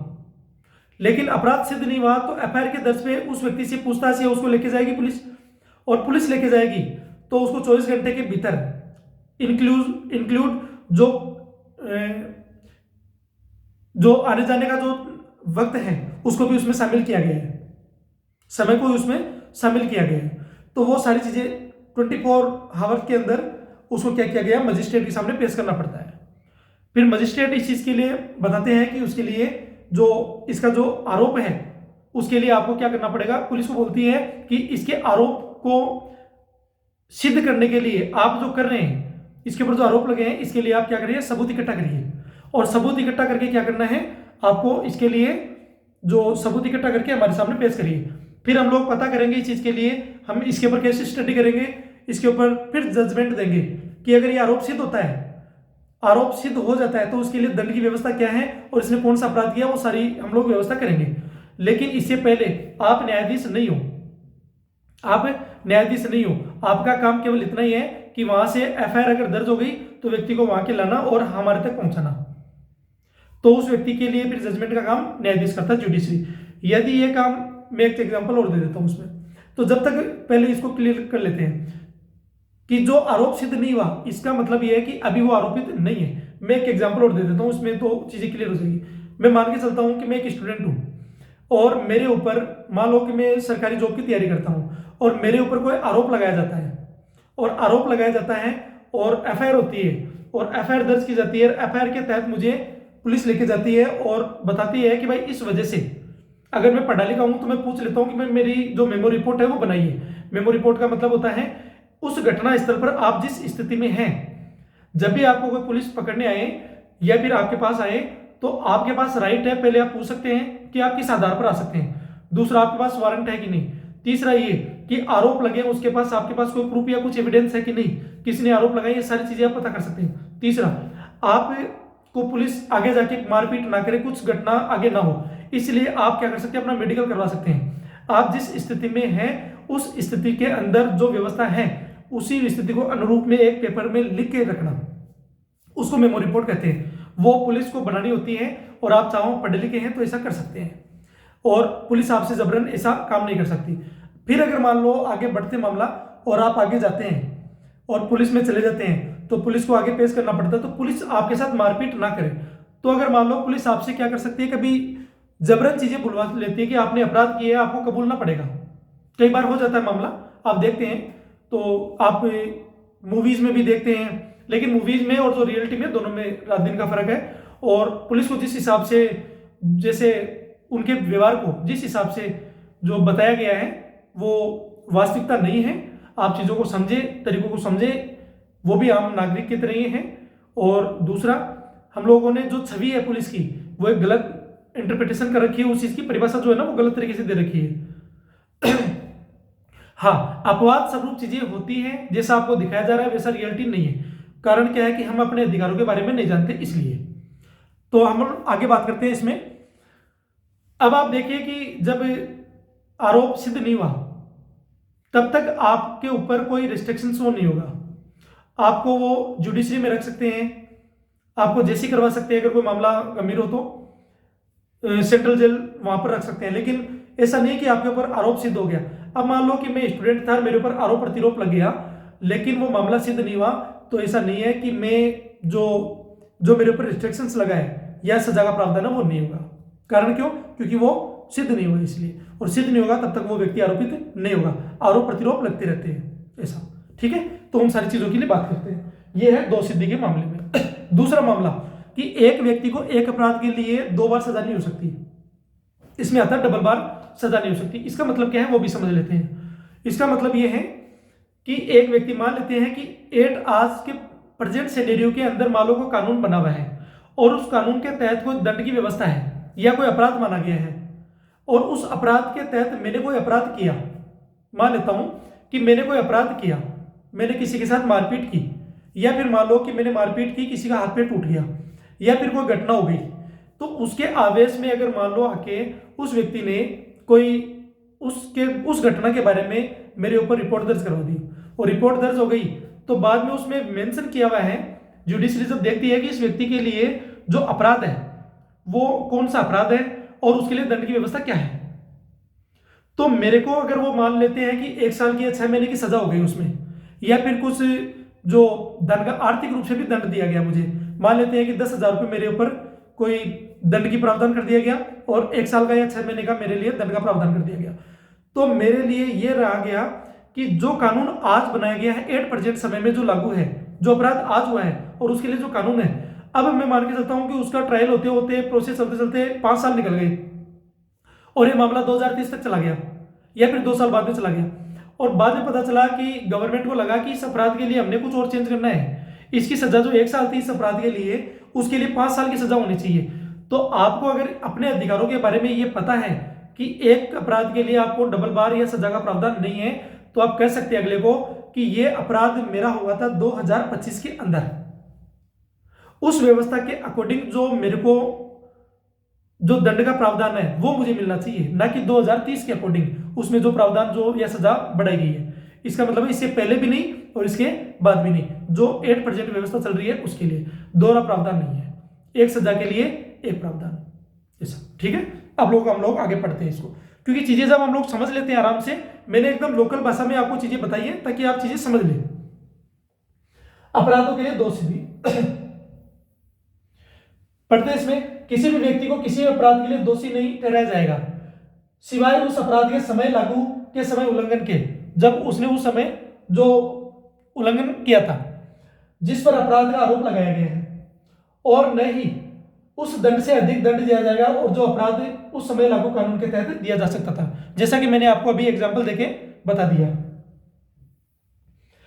किसी भी व्यक्ति पर एक ही अपराध के लिए एक से अधिक बार मुकदमा नहीं चलाया जाएगा और न ही उसे दंडित किया जाएगा, जैसा कि मैंने आपको बता दिया।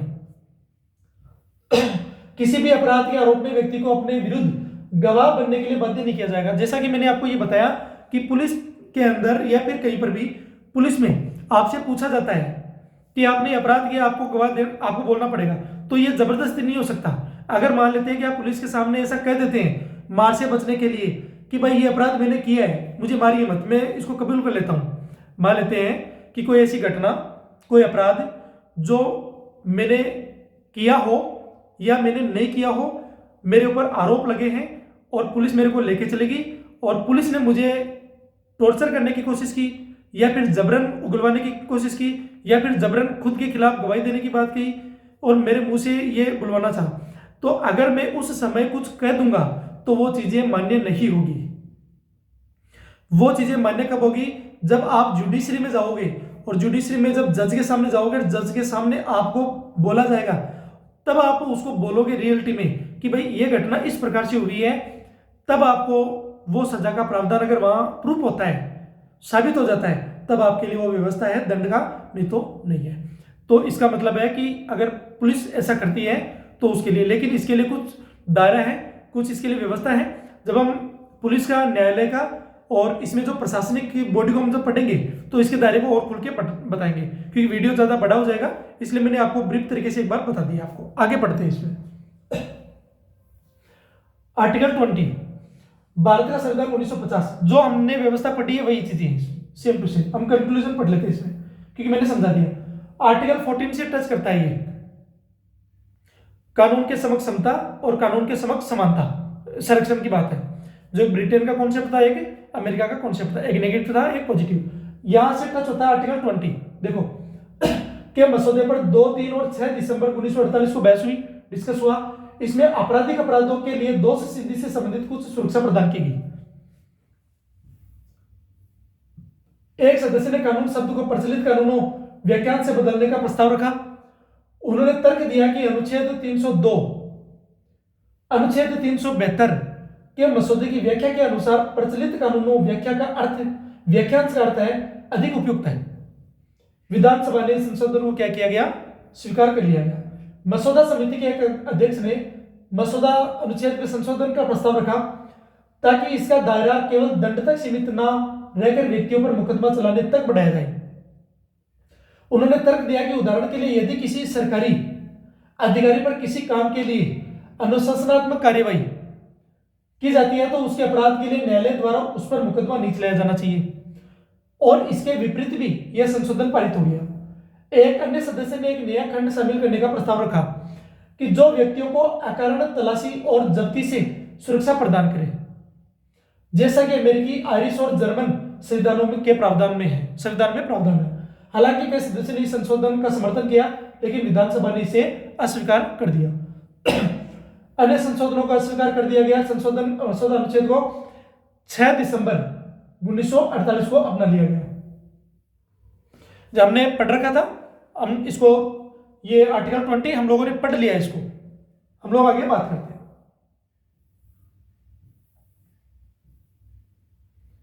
आर्टिकल 20 पूर्व व्यापी कानून से संरक्षण 1920, ये सॉरी आर्टिकल 20 और इसका सब क्लोज 1, यह विधानमंडलों को ऐसे कानून पारित करने से रोकता है जो अतीत की कार्यवाही को अपराध घोषित करते हैं और अतीत के अपराधों के लिए दंड बढ़ाते हैं। मतलब एक बार पढ़ लेते हैं। यह केवल आपराधिक कानूनों पर लागू होता है, नागरिक या कर कानूनों, जो टैक्स पर कानून है, पर नहीं जिनका पूर्वव्यापी प्रभाव हो सकता है। दोहरे दंड से सुरक्षा अनुच्छेद 20 ये 2 हमने जो पहले पढ़ा, जो मैंने समझाया था, ये वही चीज है, क्योंकि जो मैंने समझा दिया वो ज्यादा बेटर है इसमें, ताकि आपको चीजें समझ में आ जाए।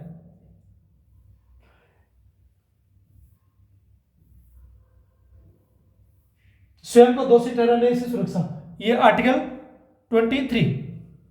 किसी भी अपराध के आरोपी व्यक्ति को अपने विरुद्ध, जैसा कि मैंने बताया, पुलिस का जो एग्जांपल दिया था मैंने, कि आप पुलिस के सामने कुछ बोलते हैं तो वो मान्य नहीं होगा, जज के सामने बोलेंगे वो मान्य होगा, बनने के लिए बाध्य नहीं किया जाएगा। उन व्यक्तियों को आत्म अपराधी गवाही देने के लिए मजबूर किए जाने से बचाता है, यह पुलिस जांच सहित सभी चरणों में लागू होता है। सब ये क्या करता है, स्वतंत्रता की गारंटी देता है। इसके अलावा अधिकारों का स्पष्टीकरण करता है। इसके अलावा विधायी शक्तियों को क्या करता है, सीमित करता है। पूर्ण न्यायिक, महत्वपूर्ण न्यायिक विकास 1950 से 2025 के बीच में क्या क्या चीजें हुई है उसको पढ़ लेते हैं एक बार। राज्य ये कौन सा है, देखो केस कौन सा है, जजमेंट मकबूल हुसैन बनाम बॉम्बे राज्य 1953 जैसे मामलों में दोहरा खतरा, ड्यूबल ज्योपेरिटी की अवधारणा को स्पष्ट किया गया, जहां कस्टम अधिकारियों द्वारा जब्ती और बाद में आपराधिक मुकदमा दोनों एक ही अपराध के तहत माना गया। इसका मतलब यह था कि इनको एयरपोर्ट में, ये देखो क्या कहा गया है, कस्टम अधिकारियों द्वारा। कस्टम अधिकारियों का मतलब है कि ये विदेश से गोल्ड लेके आ रहे थे, और गोल्ड लेके आ रहे थे तो उसके ऊपर बेसिस था, तो जब गोल्ड जब्त किया गया तो उनके लिए गोल्ड जब्त किया गया, तो रिस्ट्रिक्शंस के बावजूद, तो गोल्ड जब्त करने के बाद में इनके लिए जो सजा का प्रावधान था कस्टम जो डिपार्टमेंट है उसके द्वारा, तो ये उसमें कहा गया। तो कस्टम डिपार्टमेंट अगर मान लो कि कोई सजा देता है तो वो मान्य तब तक नहीं होगा, आप उसके खिलाफ क्या है कि जो जुडिशरी है उसमें अपील नहीं कर सकते इस मामले में। तो ये कहा गया जुडिशरी ने उस समय कि ये मामला उनके द्वारा कहा गया था, तो उन्होंने कहा कि भाई मैंने इसके लिए जो पहले जो सजा का प्रावधान है वो मैंने ले लिया पहले से, इसके खिलाफ जो सजा मिली थी वो मैंने भुगत ली, आप दोबारा इसके लिए क्या कर सकते हैं, मेरे खिलाफ जो आपराधिक मामला है वो नहीं चला सकते, ऐसा कि दोबारा प्रशासन आकर दोबारा और उसके लिए जो मुकदमा चला दे, ऐसा नहीं होगा। जांच के दौरान 1980 से 2020 state of Bombay versus Kathi Kalu ओगर 1961 के बाद फैसलों ने स्पष्ट किया कि पुलिस जांच के दौरान अभी भी अनुच्छेद 20 आर्टिकल इसके जो सब क्लॉज है 3 लागू होता है, जैसे उंगलियों के निशान या शरीर की जांच करना, लेकिन जबरन बयानक जो कबूलनामा है वो इसमें शामिल नहीं होगा। नवीनतम व्याख्या क्या है, अदालतों ने इन सिद्धांतों को विभिन्न संदर्भों में लागू किया, जैसे नारकोटिक्स और अन्य कानूनों में पूर्वव्यापी प्रभाव से बचाव, यह सुनिश्चित करते हुए कानून हमेशा निष्पक्ष रहे और मनमानी न हो। भाग 3 आर्टिकल 21 बहुत इंपॉर्टेंट है, ये धीरे धीरे बढ़ता रहा है। ये एक ऐसा अधिकार है जो मैंने बताया अनुच्छेद 20 और अनुच्छेद 21, इन दोनों को इमरजेंसी के दौरान भी खत्म नहीं किया जा सकता। ये 2 आर्टिकल हैं, 2 मौलिक अधिकार हैं, आर्टिकल 20 और 21 ये खत्म नहीं किए जा सकते भले ही इमरजेंसी हो, लेकिन आर्टिकल 19 की कंडीशन मैंने बता दी कि वो कब अनयूजफुल रहेगा। वो इसमें पढ़ते हैं जीवन और व्यक्तिगत स्वतंत्रता की सुरक्षा। एक तो है जीवन की, और अब जीवन में बहुत सारी चीजें आ गई। जीवन के आधार में आप देखते हैं रोटी कपड़ा मकान तक ही सीमित नहीं है जीवन के आधार में, आप जीवन के आधार में देखते हैं विवाह भी इसमें शामिल हो गया, आप देखते हैं इसमें इंटरनेट की व्यवस्था भी इसमें शामिल हो गई। इसके अलावा आप देखते हैं इसके अंदर जो एजुकेशन है, हेल्थ हो गया, इसके अलावा पोषण हो गया, इसके अलावा और कई सारी जो है, केवल जीना ही नहीं है, सम्मान के साथ डिग्निटी के साथ जीना, ये भी एक बात है कि आप जी रहे हैं, केवल वो उतना नहीं है, सम्मान के साथ जीना भी इसमें शामिल है। इसमें क्या क्या चीजें हैं उसको पढ़ते हैं। किसी भी व्यक्ति को उसके जीवन या व्यक्तिगत स्वतंत्रता से तब तक वंचित नहीं किया जाएगा तब तक कानून द्वारा निर्धारित प्रक्रिया के अनुसार ऐसा न किया जाए, मतलब जो रिस्ट्रिक्शंस है उसके। आर्टिकल 15 के मसौदे पर हम लोग उसका वो जो कंक्लूजन है वो पढ़ रहे हैं। संविधान सभा ने 6 दिसंबर और 13 दिसंबर 1948 को बहस हुई थी। इसमें कानून द्वारा स्थापित प्रक्रिया के अधीन जीवन और व्यक्तिगत स्वतंत्रता के अधिकार का प्रावधान था, साथ ही इसने सभी व्यक्तियों को कानून के समक्ष समानता का प्रदान किया था। सदस्यों में इस बात पर मतभेद था कि कानून द्वारा स्थापित प्रक्रिया शब्द को उचित प्रक्रिया से प्रतिस्थापित किया जाना चाहिए या नहीं। इस कदम के क्या निहितार्थ है और कुछ का तर्क था कि कानून द्वारा स्थापित प्रक्रिया से विधायिका को ऐसा कानून बनाने की अनुमति मिल जाएगी जो किसी व्यक्ति के नागरिक अधिकारों का उल्लंघन करते हैं। यदि उसके स्थान पर उचित प्रक्रिया शब्द का अपनाया जाता है तो न्यायपालिका को यह जांच करके इन अधिकारों की रक्षा करने का अधिकार होगा कि क्या कोई कानून अन्य मौलिक अधिकारों का अनुरूप है। हालांकि अन्य का तर्क था कि उचित प्रक्रिया से गैर निर्वाचित न्यायाधीशों को जो स्वयं पूर्वाग्रह से मुक्त नहीं है वैध रूप से अनियमित कानूनों पर निर्णय देकर विधायिका के अधिकार को कमजोर करने की अनुमति मिल जाती है। अंततः सदस्यों ने कानून द्वारा स्थापित प्रक्रिया द्वारा व्याख्यांश को बनाए रखने का निर्णय लिया गया कि विधि द्वारा कोई व्यवस्था स्थापित करके व्यवस्था को लागू करना। मसौदा अनुच्छेद का दूसरा भाग जो कानून के समक्ष समानता से संबंधित था, इस पर कोई बहस नहीं हुई। बाद में मसौदा समिति ने इस भाग को एक अलग अनुच्छेद 14 से स्थानांतरित करने का निर्णय लिया और अनुच्छेद 15 का मसौदा 13 दिसंबर 1948 को बिना किसी संशोधन के पारित कर दिया गया। आर्टिकल 21 के कुछ पहलू पढ़ लेते हैं। जीवन, अब देखो इसमें क्या चीज शामिल है। इसका व्यापक करता है केवल पशुवत, हम केवल पशु नहीं है, जानवर जैसे ही नहीं है, से इनसे बढ़कर है, हम बौद्धिक रूप से सोचते हैं, अस्तित्व से कहीं अधिक है। इसमें मानवीय गरिमा के साथ जीने का अधिकार, बुनियादी आवश्यकताएं, भोजन, आश्रय, स्वास्थ्य और एक स्वस्थ वातावरण भी शामिल करते हैं। हम एक पर्यावरण का भी तो करते हैं। ऐसा नहीं है कि आपकी मर्जी हो, आप पोल्यूशन फैला रहे हैं, आपकी मर्जी है आप। इसीलिए तो जब आप ट्रैफिक में देखते हैं, ट्रैफिक रूल्स में देखते हैं कि अगर ज्यादा पोल्यूशन करने वाली गाड़ियों के लिए क्या है, चालान की या फिर दंड का प्रावधान है या उसके लिए रिस्ट्रिक्शंस है। इसके अलावा आप देखते हैं कि कई बार जैसे आज आप देखते हैं कि भारत के अंदर आज की जो रिपोर्ट है आप देखते हैं कि जो दिल्ली और भारत के जो शहर है वो प्रदूषण के अंदर बहुत पूरे विश्व में अव्वल स्थिति में है और दिल्ली की स्थिति तो आपको पता ही है। इसके अलावा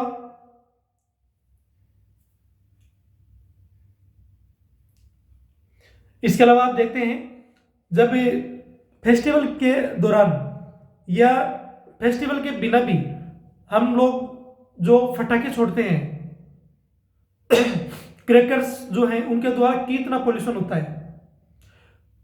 इसके अलावा जो आप पढ़ते हैं पराली जलाना, एक वो भी एस्पेक्ट है। तो कई सारे जो कारण हैं ये क्या करते हैं कि पोल्यूशन बढ़ाते हैं। तो एक पर्यावरण का जो आधार है वो नहीं बन पाता। आप जब दिल्ली वगैरह जाएंगे तो हरियाणा की तरफ से जाएंगे तो आपको पता लगने लग जाएगा कि जो कोहरा है, जो धुंध, वो आपको ऐसे लगने लग जाएगी जैसे ये नेचुरल नहीं है, वो उसकी वजह से अब ये इन जो डस्ट पार्टिकल हैं ये इतना आपको दिखने लग जाते हैं, आपको लगने लग जाता है, दिखते नहीं है और इतना डिस्टर्ब करते हैं ह्यूमन बॉडी को। तो इस आधार पर कहा गया कि जो पर्यावरण है उसको दूषित ना करने, पर्यावरण की भी उसका संरक्षण की बात है। व्यक्तिगत स्वतंत्रता, इसमें शारीरिक प्रतिबंधों से परे स्वतंत्रता शामिल है जिसमें स्वायत्तता, आत्मनिर्णय और अपमान से मुक्ति भी शामिल है। कानून द्वारा स्थापित प्रक्रिया यह सुनिश्चित करती है कि किसी भी प्रकार की वंचना निष्पक्ष या न्याय संगत और उचित कानूनी प्रक्रिया के अनुसार होनी चाहिए, न कि मनमाने नियमों के अनुसार। एक सिद्धांत जिसका विस्तार सर्वोच्च न्यायालय के मेनका गांधी मामला द्वारा महत्वपूर्ण रूप से किया गया। मतलब इनका जो पासपोर्ट है वो छीन लिया गया, पासपोर्ट जब्त कर लिया गया। तब इन्होंने पिटीशन लगाई थी इस चीज के लिए।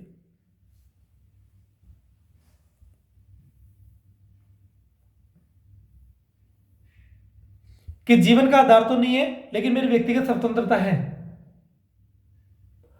सार्वभौमिकता, यह केवल भारतीय नागरिकताओं पर ही नहीं बल्कि विदेशियों सहित प्रत्येक व्यक्ति पर लागू होती है। इस बात का ध्यान रखना, जो मैंने कहा कि अनुच्छेद 15, 16, 19, 29 और 30 ये केवल भारतीय नागरिकों के लिए, ये सबके लिए। इसका महत्व क्या है? आर्टिकल 21 में निहित अधिकारों का एक विशाल भंडार बन गया जो कार्यस्थल पर यौन उत्पीड़न से व्यक्तियों की सुरक्षा करना। विसा का मामला, निष्पक्ष कार्यस्थल का मतलब है कि कोई भी फीमेल जो जॉब के लिए कहीं पर जाती है ऑफिस में, तो उनके साथ जो केवल यौन उत्पीड़न ना केवल ये नहीं है कि केवल शारीरिक रूप से हो, एक गलत नजर से देखना, एक गलत भाव से उसको परेशान करना। और आप देखते हैं कई सारी जो घटनाएं आप पढ़ते हैं, एनसीआरबी का जो डेटा है, नेशनल क्राइम रिकॉर्ड ब्यूरो जो रिपोर्ट दर्ज करती है, अब जब आप उसको पढ़ोगे तो आपको पता चलेगा कि रियलिटी में क्या है।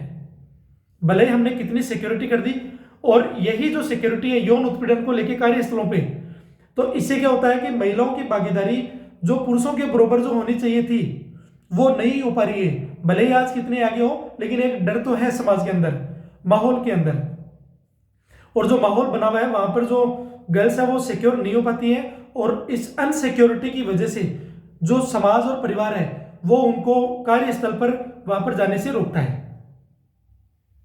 और वो क्या करती है कि अपनी जो आर्थिक स्वतंत्रता है इसका लाभ नहीं ले पाती है, आर्थिक विकास से वो वंचित रह जाती है। और आर्थिक विकास से वंचित रह जाती है तो वो क्या करती है कि जो सेल्फ डिपेंड की जो धारणा है उसको अडॉप्ट नहीं कर पाती है, और सेल्फ डिक्लेरेशन या जो सेल्फ डिसीजन होता है उससे वो अभी भी दूर रहती है।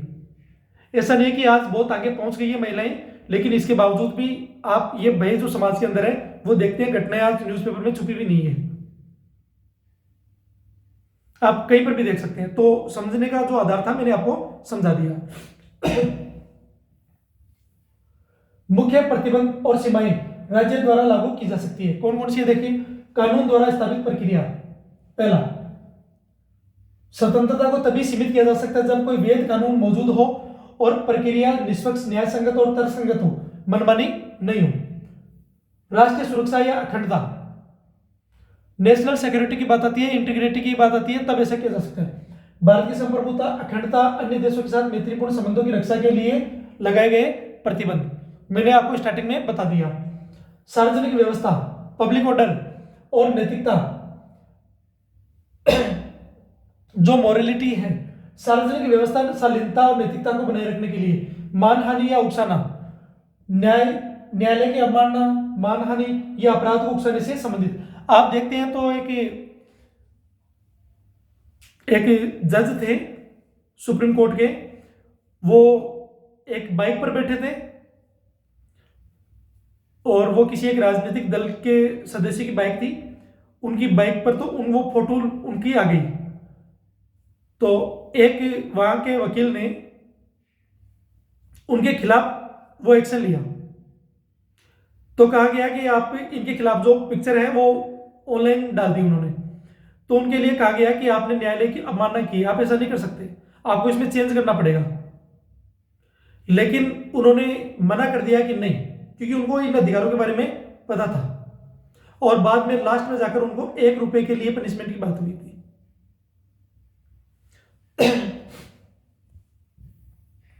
जनहित, कुछ मामलों में जैसे कि कानून परिवर्तन या न्यायालय स्वास्थ्य कार्यक्रमों में अदालतें अधिकारों जनहित के बीच संतुलन बनाती हैं।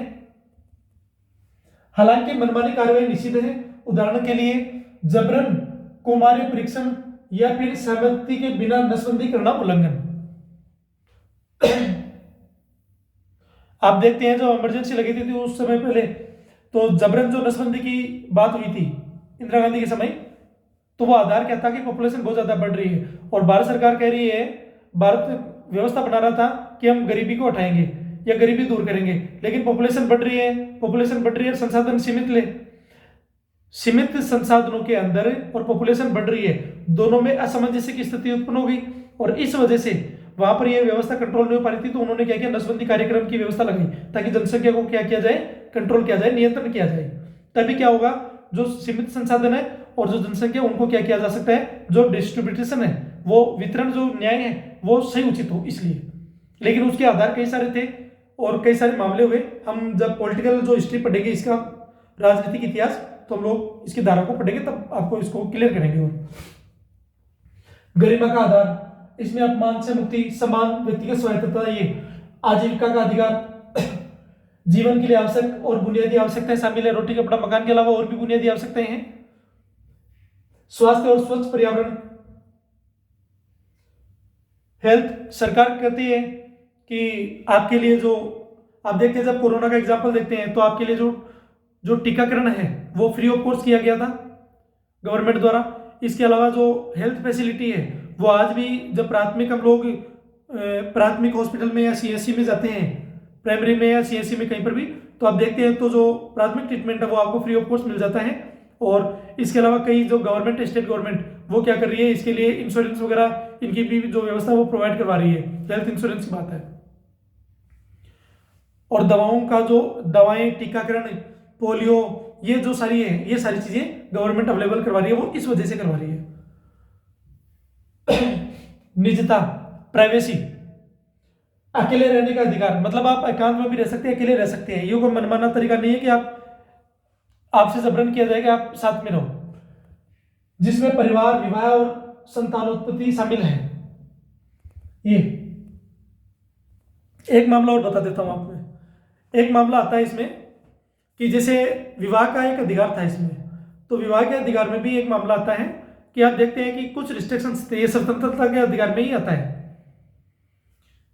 कि एक व्यक्ति, अगर मान लो कि पुरुष है, एक महिला है, वो आपस में शादी कर रहे हैं, और जब शादी कर रहे हैं तो अगर महिला किसी कारणवश, या फिर कोई भी व्यवस्था हो सकती है, उसके मन की हो सकती है, यदि अपने पति के अलावा गैर दूसरे व्यक्ति से यदि उसका रिलेशनशिप रहता है, तो इसके लिए उसका कोई दंड का प्रावधान नहीं है।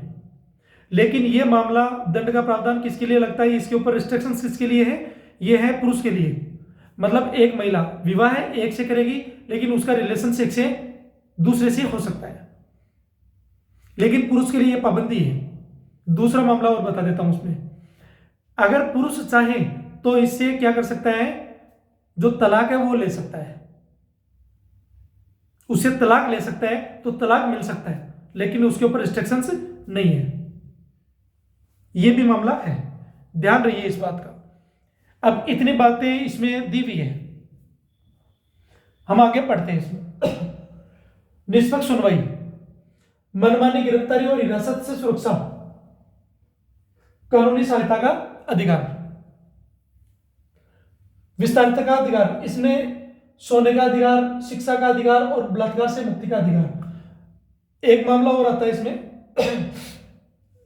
देखिए इतने सारे मामले दिए हुए इसमें, 1950 से 17 प्रारंभिक और सक्रिय व्याख्या। इसमें देखो क्या क्या चीजें हैं जो अमेंडमेंट है, और कौन कौन से केस जुड़े हुए। एक है गोपालन बना मद्रास राज्य 1950, सुप्रीम कोर्ट ने, न्यायालय ने शुरू में अनुच्छेद आर्टिकल 21 की शाब्दिक और संकीर्ण व्याख्या की। यह माना गया कि कानून द्वारा स्थापित प्रक्रिया का अर्थ राज्य द्वारा बनाया गया कानून है, भले ही वह कानून अनुचित हो। इसका मतलब था कि अनुच्छेद 21 केवल कार्यपालिका के मनमाने कार्य से सुरक्षा प्रदान करना था, विधानमंडल के नहीं। खड़क सिंह बनाम उत्तर प्रदेश राज्य 1963, न्यायालय ने व्यक्तिगत स्वतंत्रता को थोड़ा व्यापक अर्थ दिया, जिसमें शारीरिक स्वतंत्रता के साथ साथ किसी के निजी जीवन में अनधिकृत घुसपैठ से स्वतंत्रता भी शामिल थी। हालांकि बहुमत से निजता के अधिकार, राइट टू प्राइवेसी के को स्पष्ट रूप से मान्यता नहीं दी गई। मैं एग्जांपल देता हूं उसमें, जैसे एक राइट टू प्राइवेसी के अंदर एक मामला और आता है, खुल के बात करते हैं आराम से, कि एक पति और पत्नी है। अब जो ये मामला लगता है कि किसी के साथ जो गैर जिम्मेदारी जो मानी जाती है समाज के अंदर, कि एक व्यक्ति या एक महिला या पुरुष उसके एक से ज्यादा जो रिलेशनशिप है उनको लेके, तो उसके लिए कहा गया है इस मामले में। दूसरा एक मामला और आता है जो मैंने आपको ये तो बता दिया। दूसरा मामला इसमें और कनेक्ट होता है, वो आता है कि भाई जो पुरुष हैं और जो महिला है दोनों के बीच में जो रिलेशनशिप है वो सही तरीके से नहीं हो पाते। इसका मतलब है कि जो जबरन, जो रेप की बात आती है, जबरदस्ती की बात आती है विवाह के बाद में, तो उसमें सुप्रीम कोर्ट का या न्यायालय का यह कहना है कि हम इसमें हस्तक्षेप इसलिए नहीं कर सकते क्योंकि यह आपकी निजता का है, क्योंकि जो भी एक्टिविटी हो रही है वो एक्टिविटी एक बंद कमरे में हो रही है। बंद कमरे के दायरे में होने से हम इसको निजता के अधिकार का उल्लंघन, अभी तक इस दायरे में कुछ निर्णय नहीं दे सकते। इसी आधार को अभी भी बाउंडेशन में रखा गया। ये बात थी, लेकिन जब इसके ऊपर जजमेंट आगे और आएगा तो हम लोग इसके ऊपर बात कर लेंगे, लेकिन ये मामला था तो मैंने आपको बता दिया। इसीलिए वो महिला जो है वो पुरुष के खिलाफ ऐसा कह नहीं सकती कि ये व्यक्ति मेरे साथ में जबरन ऐसा करता है। अब हम लोग आगे पढ़ते हैं इसमें। जो जो केस मुझे और याद आता रहेगा सामने दिखते हुए तो मैं आपको चीजें बताता रहूंगा, समझते जाएंगे इसको। आरसी कोपर बनाम भारत संघ 1970, इस निर्णय ने अधिकारों के पृथक्करण के सिद्धांत को तोड़ दिया और माना कि मौलिक अधिकार आपस में जुड़े हुए हैं। मेनका गांधी बनाम भारत संघ 1978, यह एक महत्वपूर्ण मोड़ था जिसने ए.के. गोपालन के फैसले को पलट दिया। न्यायालय ने फैसला सुनाया कि कानून द्वारा स्थापित प्रक्रिया निष्पक्ष, न्याय संगत और उचित, फेयर, जस्ट एंड रीजनेबल होनी चाहिए, न कि मनमानी, जिससे भारतीय न्यायशास्त्र में उचित प्रक्रिया की जो ड्यू प्रोसेस है उसकी अवधारणा प्रभावित रूप से आ गई। हुसैनारा खातून बनाम बिहार राज्य 1979, न्यायालय ने माना कि त्वरित सुनवाई, स्पीडी ट्रायल का अधिकार आर्टिकल 21 का एक अभिन्न अंग है। फ्रांसिस कोराली मुलिन बनाम यूटी दिल्ली 1981, यह माना गया कि जीवन के अधिकार में गरिमा के साथ जीने का अधिकार और जीवन की बुनियादी आवश्यकताओं जैसे पर्याप्त पोषण, वस्त्र और आश्रय भी शामिल है। इसलिए गवर्नमेंट जो प्रधानमंत्री ग्रामीण आवास योजना, शहरी आवास योजना, जो पक्के मकान, तो ये जो सारी व्यवस्था है वो किस लिए कर रही है? वो इसलिए कर रही है। ओल्गा टेलिस बनाम बॉम्बे नगर निगम 1985, न्यायालय ने आजीविका के अधिकार, राइट टू लाइवलीहुड को आर्टिकल 21 के तहत जीवन के अधिकार के एक आंतरिक हिस्से के रूप में मान्यता दी। उन्नीकृष्णन बनाम आंध्र प्रदेश राज्य 1993, न्यायालय ने माना कि शिक्षा का अधिकार आर्टिकल 14 वर्ष की आयु तक एक मौलिक अधिकार है, जिसके कारण बाद में अनुच्छेद 21 में इसको जोड़ा गया। मतलब जो आर्टिकल 45 था किसमें, नीति निर्देशक सिद्धांतों में, उसमें जो एजुकेशन का जो टॉपिक था, एजुकेशन की जो बात हुई थी शिक्षा की, उसमें से क्या किया गया कि जो प्राथमिक शिक्षा है 6 से लेकर 14 वर्ष के बच्चों के लिए जो प्राथमिक शिक्षा आर्टिकल 21, इसमें सब क्लोज जोड़ के एक नया अधिकार कनेक्ट किया गया, उसके बारे में पढ़ेंगे, उसकी बात की गई है। विशाखा बनाम राजस्थान राज्य 1979, कार्यस्थल पर यौन उत्पीड़न अनुच्छेद 21 के तहत जीवन और व्यक्तिगत स्वतंत्रता के अधिकार का उल्लंघन माना गया। इसे रोकने के लिए दिशा निर्देश विशाखा गाइडलाइन जारी की गई। 2000 से लेकर 2025 आधुनिक व्याख्याएं और अधिकार, इसमें मुरली एस देवड़ा बनाम भारत संघ 2002 का मामला, सार्वजनिक स्थानों पर धूम्रपान प्रतिबंध लगाने का निर्देश दिया गया, यह मानते हुए कि निष्क्रिय जो धूम्रपान है, पैसिव स्मोकिंग, गैर धूम्रपान करने वालों के जीवन के अधिकार पर उल्लंघन करता है। नेशनल लीगल सर्विसेज अथॉरिटी बनाम भारत संघ, नालसा 2014, क्या कहता है, न्यायालय ने ट्रांसजेंडर व्यक्तियों के तीसरे लिंग के रूप में मान्यता दी और गरिमा के साथ जीवन जीने के उनके अधिकार की पुष्टि की। के.एस. पुट्टास्वामी बनाम भारत संघ 2017, 9 न्यायाधीशों की पीठ ने सर्वसम्मति से निजता के अधिकार, राइट टू प्राइवेसी को अनुच्छेद 21 के तहत एक मौलिक अधिकार घोषित किया गया। क्वेश्चन बैक टू बैक पूछता है, जो स्टेट या जो सेंट्रल गवर्नमेंट है इसको बहुत ज्यादा पूछती है राइट टू प्राइवेसी वाले को। एक जो सूचना का अधिकार है आरटीआई वाला, उसको भी पूछती है वो। आर्टिकल 19, 20, 21 और 22 ये बहुत इंपॉर्टेंट है, इनको लोग पूछते, मतलब बोर्ड पूछता ही है इनको ज्यादातर। नवतेज सिंह जोहर बनाम भारत संघ 2018, भारतीय दंड संहिता की धारा 377 के तहत उस हिस्से को असंवैधानिक घोषित किया गया जो वयस्कों के बीच सहमति से समलैंगिक यौन संबंध को अपराध मानता था। इससे गरिमा और यौन स्वायत्तता के अधिकार पर उल्लंघन बताया गया। इसके बारे में डिस्कस करेंगे अच्छे से। कॉमन कॉज बनाम भारत संघ 2018, न्यायालय ने गरिमा के साथ मरने का अधिकार, मतलब जीने का अधिकार है तो मरने का भी अधिकार है। ध्यान रखिए, मरने के लिए भी रिस्ट्रिक्शंस लगाया हुआ है, आप अपनी मर्जी से मर नहीं सकते। कोई ने किसी ने सुसाइड के लिए वो एक अलग बात है, लेकिन अगर किसी ने सुसाइड करने की कोशिश की, बच गया, तो उसके लिए दंड का प्रावधान है। अगर जीने के लिए अधिकार दिया गया है तो इसका मतलब ये नहीं है कि आप मर जाएंगे अपनी मर्जी से, तो उसके भी रिस्ट्रिक्शन है, पढ़ेंगे इसके बारे में। मरद कुछ शर्तों के तहत निष्क्रिय इच्छा मृत्यु और लिविंग विल को वैध ठहराए।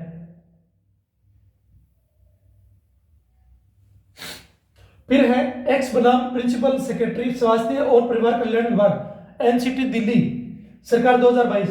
न्यायालय ने माना कि प्रजनन स्वायत्तता रिप्रोडक्टिव ऑटोनॉमी निजता के अधिकार का एक पहलू है और इसमें अविवाहित महिलाओं का भी सुरक्षित और कानूनी गर्भाधान कराने का अधिकार शामिल किया गया।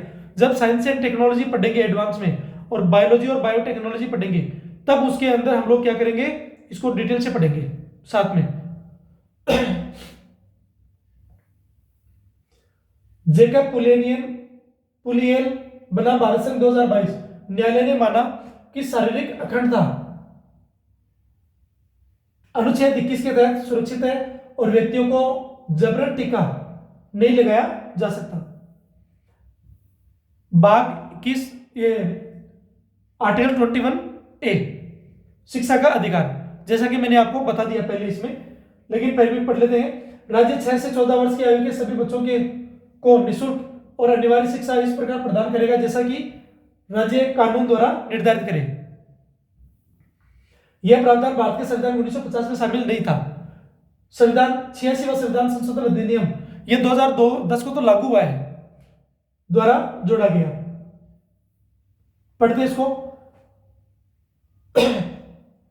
भारतीय संविधान का अनुच्छेद 21 से शिक्षा के अधिकार को मौलिक अधिकार बनाता है, जिसके तहत राज्य को 6 से 14 वर्ष की आयु के सभी बच्चों को मुफ्त और अनिवार्य शिक्षा प्रदान करना अनिवार्य है, जैसा कि 2002 में 86वें संविधान संशोधन अधिनियम द्वारा स्थापित कानून विस्तृत रूप से बताया गया, जिसके परिणाम स्वरूप इसे लागू करने के लिए बाल निःशुल्क अनिवार्य शिक्षा का अधिकार आरटीआई अधिनियम 2009 बनाया गया और ये लागू कब हुआ था, 2010 में। लेकिन इस बात का ध्यान रखिए, इसमें जैसे बच्चे हैं तो इनके लिए क्या व्यवस्था की गई थी, तो इनके केवल ये एक छोटा सा दायरा नहीं है, इसमें इनको हेल्थ को लेके जैसे इनका टीकाकरण हो, पोलियो हो, इसके अलावा जैसे बच्चे हैं तो उनके लिए जो पोषण आहार है, न्यूट्रिशन के लिए इनको खाने के लिए स्कूल में कुछ दिया जाता है, तो मिड डे मील वगैरह कुछ और सारी चीजें हैं, तो वो सारी उन सब चीजों की बात की जा रही है। आर्टिकल 21A के प्रमुख पहलू। मौलिक अधिकार। शिक्षा अब संविधान के भाग 3 के अंतर्गत एक गारंटीकृत मौलिक अधिकार है। आयु वर्ग। यह योजना 6 से 14 वर्ष की आयु के बच्चों के लिए है। राज्य का कर्तव्य। सरकार राज्य इनसे प्रदान करने का दायित्व डालता है, निःशुल्क और अनिवार्य है। कब तक? जब तक वो 14 साल तक कंप्लीट नहीं हो तब तक। सक्षम विधान। बच्चों की निःशुल्क और अनिवार्य शिक्षा अधिनियम आरटीआई अधिनियम 2009। शिक्षा का अधिकार आरटीई अधिनियम 2009। बच्चों को निःशुल्क और अनिवार्य शिक्षा का अधिकार अधिनियम 2009 आरटीआई अधिनियम आर्टिकल 21A को प्रभावी बनाने के लिए अधिनियमित किया गया और ये 1 अप्रैल 2010 को लागू हुआ। इस बात का ध्यान रखना। इसमें कुछ निर्णय और व्याख्याएं हैं, पढ़ लेते हैं। अविनाश मल्होत्रा बनाम भारत संघ 2009। शिक्षा के अधिकार का विस्तार करते हुए इसमें सुरक्षित वातावरण को शामिल किया गया। इसके तहत स्कूलों को बुनियादी अग्नि सुरक्षा और सुरक्षित सुविधाएं प्रदान करना अनिवार्य है। इस अधिकार का प्रयोग करने वाले बच्चों को कोई नुकसान न पहुंचे, यह सुनिश्चित करने के लिए राज्य के सकारात्मक कर्तव्य को सुदृढ़ किया गया। फिर था जिया थ्रू हर नेक्स्ट फ्रेंड बनाम महाराजा अग्रसेन मॉडल स्कूल 2024। इसमें क्या कहा गया कि इस अधिकार के तहत शिक्षा के लिए ही है, न कि विशिष्ट निजी स्कूलों में प्रवेश या कक्षा में सप्ताह पदोन्नति के लिए। यह गवर्नमेंट स्कूल में है, केवल प्राइवेट में नहीं है ऐसा। आरटीई मामला, राइट टू एजुकेशन मामला। शिक्षा जो निजी स्कूलों में आरक्षण की संवैधानिक वैधता। इस बात पर विचार किया गया कि क्या निजी और गैर सहायता प्राप्त स्कूलों को अनुच्छेद 21A आरटीई अधिनियम की धारा 12(1)(c) के माध्यम से के तहत बच्चों को प्रवेश देने के मजबूर किया जा सकता है। साथ ही निजी संस्थाओं पर राज्य के दायित्व की सीमा को लेकर भी बहस हुई। इसमें क्या क्या चीजें हैं? मूल सिद्धांत, मौलिक कर्तव्य, जैसा कि हमने पढ़ लिया। राज्य का कर्तव्य समावेशन, गुणवत्ता और सुरक्षा। इनकी सीमाएं क्या है? इनका दायरा प्राथमिक शिक्षा केवल यहां तक ही है, उसके बाद में नहीं है। राज्य की भूमिका। केंद्र सरकार, राज्य सरकार, स्थानीय प्राधिकरण धन, नीति, बुनियादी ढांचा करने को मजबूत दायित्व डालता है, लेकिन कार्यान्वयन में संसाधनों की भारी कमी का सामना करना पड़ता है। अल्पसंख्यक संस्थान, ये पॉइंट का ध्यान रखना। सर्वोच्च न्यायालय मानता है कि अल्पसंख्यक संस्थान अनुच्छेद 30 के तहत को महत्वपूर्ण स्वायत्ता प्राप्त है, उन्हें प्रवेश मानदंड और शुल्क निर्धारित करने की अनुमति देती है, जो सार्वभौमिक पहुंच को प्रतिबंधित करती है या कर सकती है, जिससे अनुच्छेद 21 की भावना के साथ टकराव पैदा होता है। गुणवत्ता बनाम पहुंच, कोई छूट नहीं, अधिकार स्वयं मौलिक अधिकार है, माता पिता द्वारा इसे छोड़ा नहीं जा सकता, लेकिन इसका परिवर्तन राज्य द्वारा निर्धारित तरीकों पर निर्भर करता है।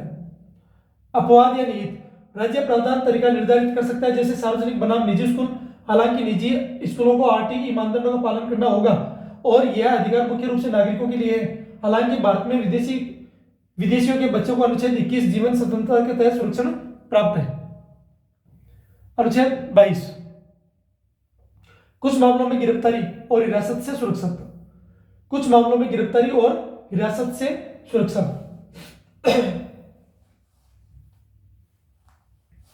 यह मामला मैंने आपको पहले क्लियर कर दिया था उसमें ना। गिरफ्तार किए गए किसी भी व्यक्ति को यथाशीघ्र गिरफ्तार करने के कारणों की सूचना दिए बिना हिरासत में नहीं रखा जाएगा। जैसे मैंने पुलिस का जो मामला बताया था पहले, मैंने एग्जांपल देके, वो सारा मामला नहीं, उसे अपनी पसंद के कानूनी वकील परामर्श करने और उसके द्वारा बचाव किए जाने के अधिकार है। मतलब यदि आपको कोई पुलिस पकड़ती है तो आपको ये जानने का, और दूसरा अपना वकील करना और अपने परिवार से मिलने, किसी व्यक्ति से कांटेक्ट करने का राइट है।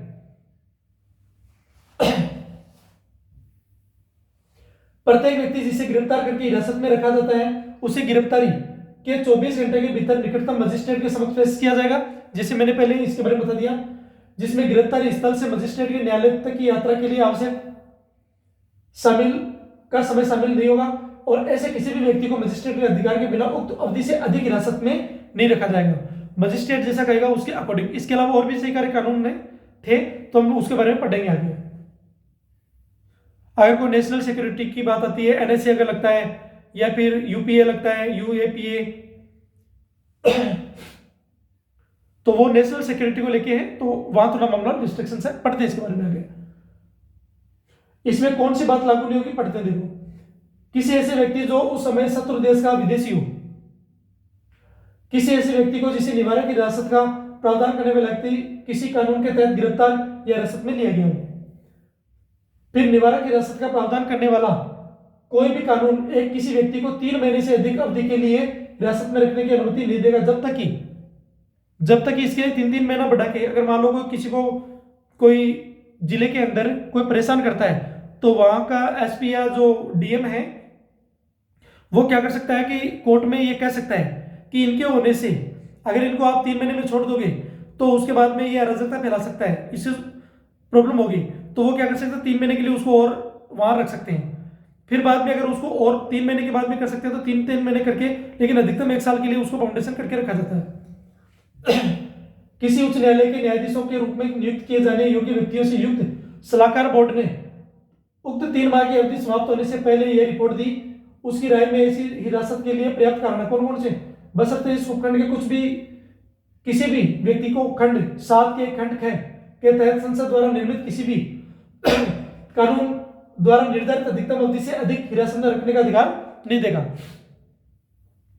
ऐसे व्यक्ति को संसद द्वारा खंड 7 के उपखंड क और ख के अंतर्गत बनाए गए किसी भी कानून के प्रावधानों के अनुसार हिरासत में लिया जाता है। जब किसी व्यक्ति को निवारक हिरासत के लिए प्रावधान करने वाले किसी कानून के तहत जारी किए गए आदेश के अनुसरण के में हिरासत में लिया जाता है, तो आदेश जारी करने वाला प्राधिकारी यथाशीघ्र उस व्यक्ति को आदेश जारी करके अदालत की सूचना देगा, उसे आदेश के विरुद्ध अभ्यावेदन करने का शीघ्र अवसर प्रदान करेगा।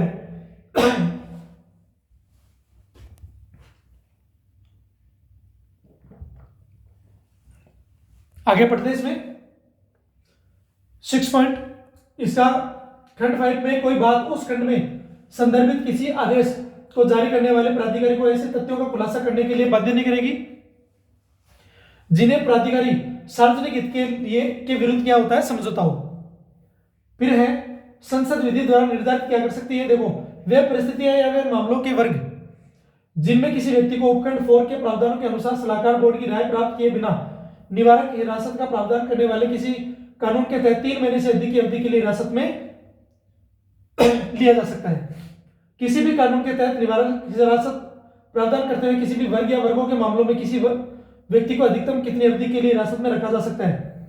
देखो, ग खंड 4 के खंड के अंतर्गत किसी जांच में सलाहकार बोर्ड द्वारा अपनाई जाने वाली प्रक्रिया। थोड़ा इसका बैकग्राउंड पढ़ लेते हैं। आर्टिकल 15A जो आज प्रेजेंट आर्टिकल 22 के मसौदे 15 और 16 सितंबर 1949 को बहस हुई थी। 1948 के संविधान के मसौदे का हिस्सा नहीं था। इसके बजाय मसौदा समिति के अध्यक्ष ने निम्नलिखित अनुच्छेद 15A के मसौदे में शामिल करने का इसको क्या किया गया, प्रस्ताव रखा गया। 15A गिरफ्तारी किए गए किसी भी व्यक्ति को यथाशीघ्र गिरफ्तार करने के आधारों की सूचना दिए बिना हिरासत में नहीं लिया जाएगा, न ही उसे अपनी पसंद के कानूनी व्यवसाय से परामर्श करने के अधिकार से वंचित किया जाएगा। हमने जैसे बात कर ली वही चीजें इसमें भी। मसौदा समिति के अध्यक्ष ने कहा कि मसौदा अनुच्छेद 15 और अनुच्छेद 21 से उचित प्रक्रिया खंड के हटाए जाने की भरपाई के लिए मसौदा अनुच्छेद 15A को शामिल किया गया। उन्होंने घोषणा की कि यह नया मसौदा अनुच्छेद बंदियों के लिए वैधानिक सुरक्षा उपायों को संवैधानिक गारंटी में बदल देता है, जिससे मनमानी कार्रवाई से व्यक्तिगत स्वतंत्रता रक्षा होती है। एक मामला आता है जेल वालों के लिए कि कोई जेल में चला जाता है तो उनके लिए क्या, देखिए उनके लिए भी व्यवस्थाएं हैं, उनके लिए भी ध्यान रखा जाता है जो प्रिजन्स में जो है। तो इस बात का ध्यान रहे कि जेल के अंदर भी उनके कुछ राइट्स है, लेकिन इसका मतलब ये नहीं कि सारे राइट्स उनके कुछ राइट्स है, लेकिन सारे राइट्स नहीं है जो आम नागरिकों को जो बाहर घूम रहे हैं उनको है। इसका मतलब अंदर जो जा रहे हैं उनके राइट्स जो है वो खत्म हो रहे हैं, लेकिन उसके बावजूद भी उनको न्याय तक जो सकारात्मक अप्रोच है वहां तक पहुंचने के लिए और अपने आप को दोष सिद्ध प्रूफ करने के लिए उनको जो व्यवस्था दी जाती है,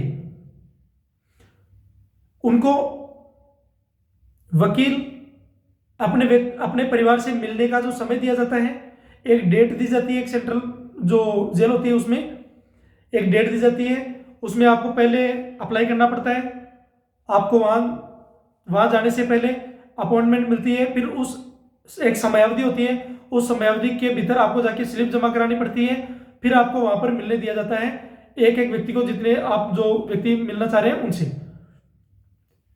अंदर, और दोनों के बीच में जो प्रिजन्स जो कैदी हैं और जो आम नागरिक है जो परिवार का सदस्य है, दोनों के बीच में थोड़ा गैप होता है, उन दोनों के बीच में आपस में वार्तालाप कर सकते हैं। सभी लोग आपस में अपने परिवार के लोगों से मिलते हैं उस जगह, उनके लिए आप जो कुछ सामान है वो भी ले जा सकते हैं।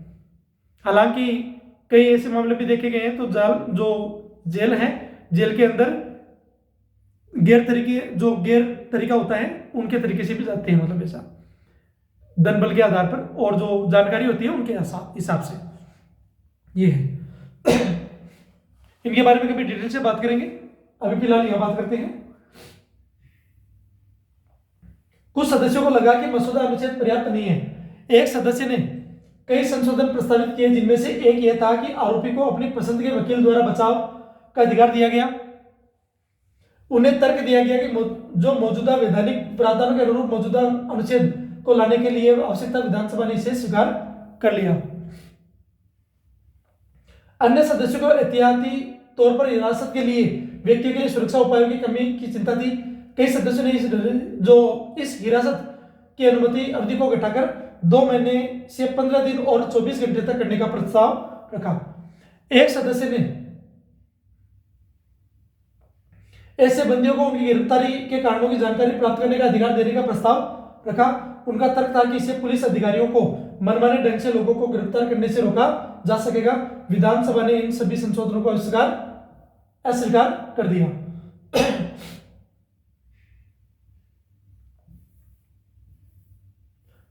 संबंधित मसौदा अनुच्छेद 16 सितंबर 1949 को अपना लिया गया। साधारण गिरफ्तारियों के लिए अनुच्छेद 22(1) और 22(2) सूचना प्राप्त करने का अधिकार। जैसा कि मैंने बताया आपको कि आपको यथाशीघ्र आपकी गिरफ्तारी के कारणों के बारे में बताया जाना चाहिए। दूसरा, कानूनी सहायता का अधिकार। आपको अपनी पसंद का वकील से परामर्श करने और उनके द्वारा बचाव के लिए व्यवस्था दी जाती है, उसका भी राइट है। मजिस्ट्रेट के समक्ष पेशी।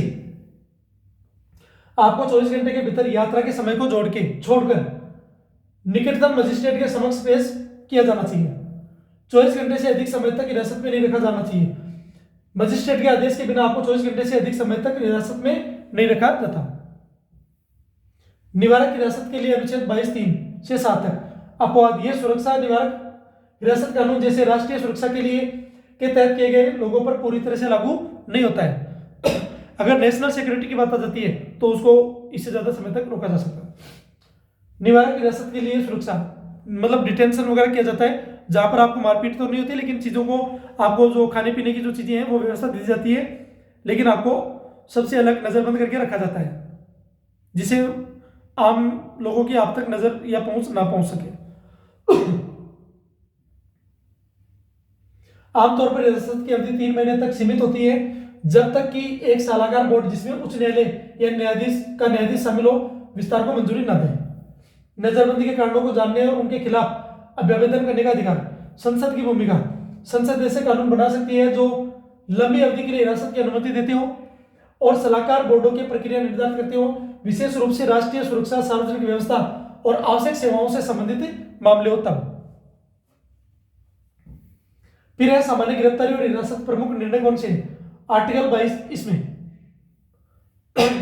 हुस्नेरा खातून बनाम गृह सचिव, बिहार राज्य, 1979 गरीब व्यक्तियों के लिए मुफ्त कानूनी सहायता के मौलिक अधिकार की स्थापना करना। जोगिंदर कुमार बनाम उत्तर प्रदेश राज्य, 1994 यह अनिवार्य किया गया कि गिरफ्तार व्यक्तियों को अपने किसी मित्र या रिश्तेदार को अपनी गिरफ्तारी और स्थान के बारे में सूचित करने का अधिकार। जब आपको गिरफ्तार किया जाता है ऐसे मामलों में तो पुलिस आपके किसी जानकार से, मोबाइल नंबर से या किसी जानकारी से वो क्या कर सकती है, आपसे कांटेक्ट करवा देती है, सूचना अवगत करवा देती है। डीके बसु बनाम पश्चिम बंगाल राज्य, 1997 हिरासत में दुर्व्यवहार को रोकने के लिए गिरफ्तारी और हिरासत के दौरान पुलिस के लिए व्यापक दिशा निर्देश दिए गए। आपको मारने पीटने का राइट नहीं है उनके पास में, लेकिन कुछ सिचुएशन होती है, ऐसा देखते हैं हम।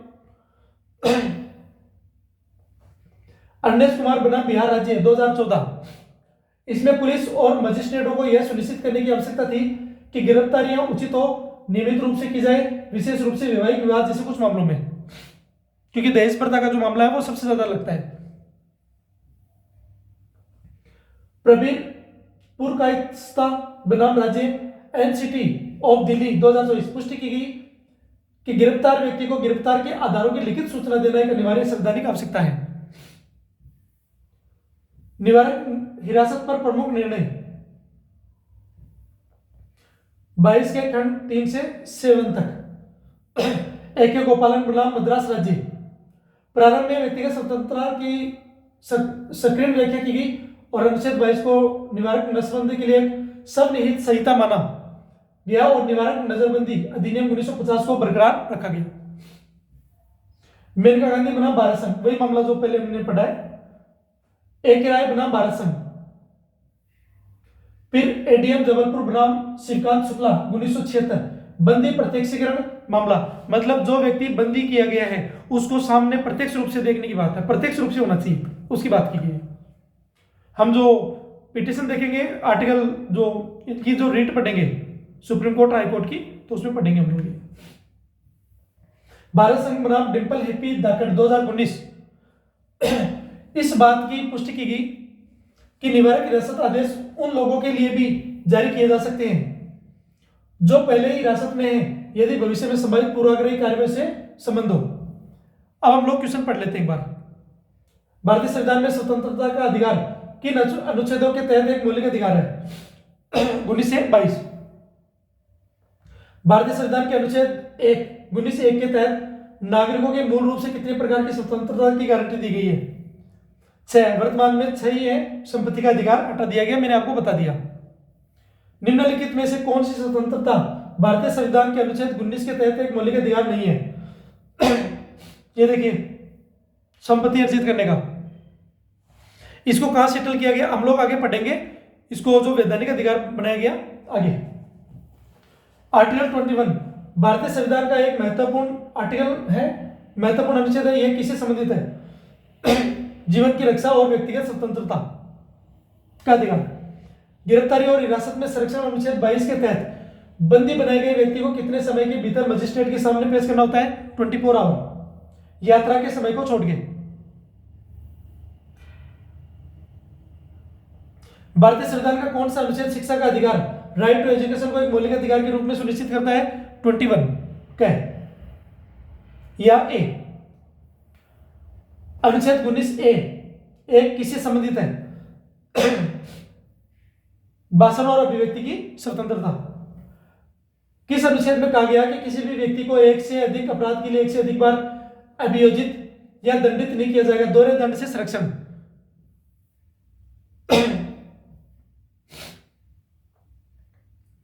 स्वतंत्रता के अधिकार पर राज्य द्वारा प्रतिबंध किस आधार पर लगाया जा सकता है?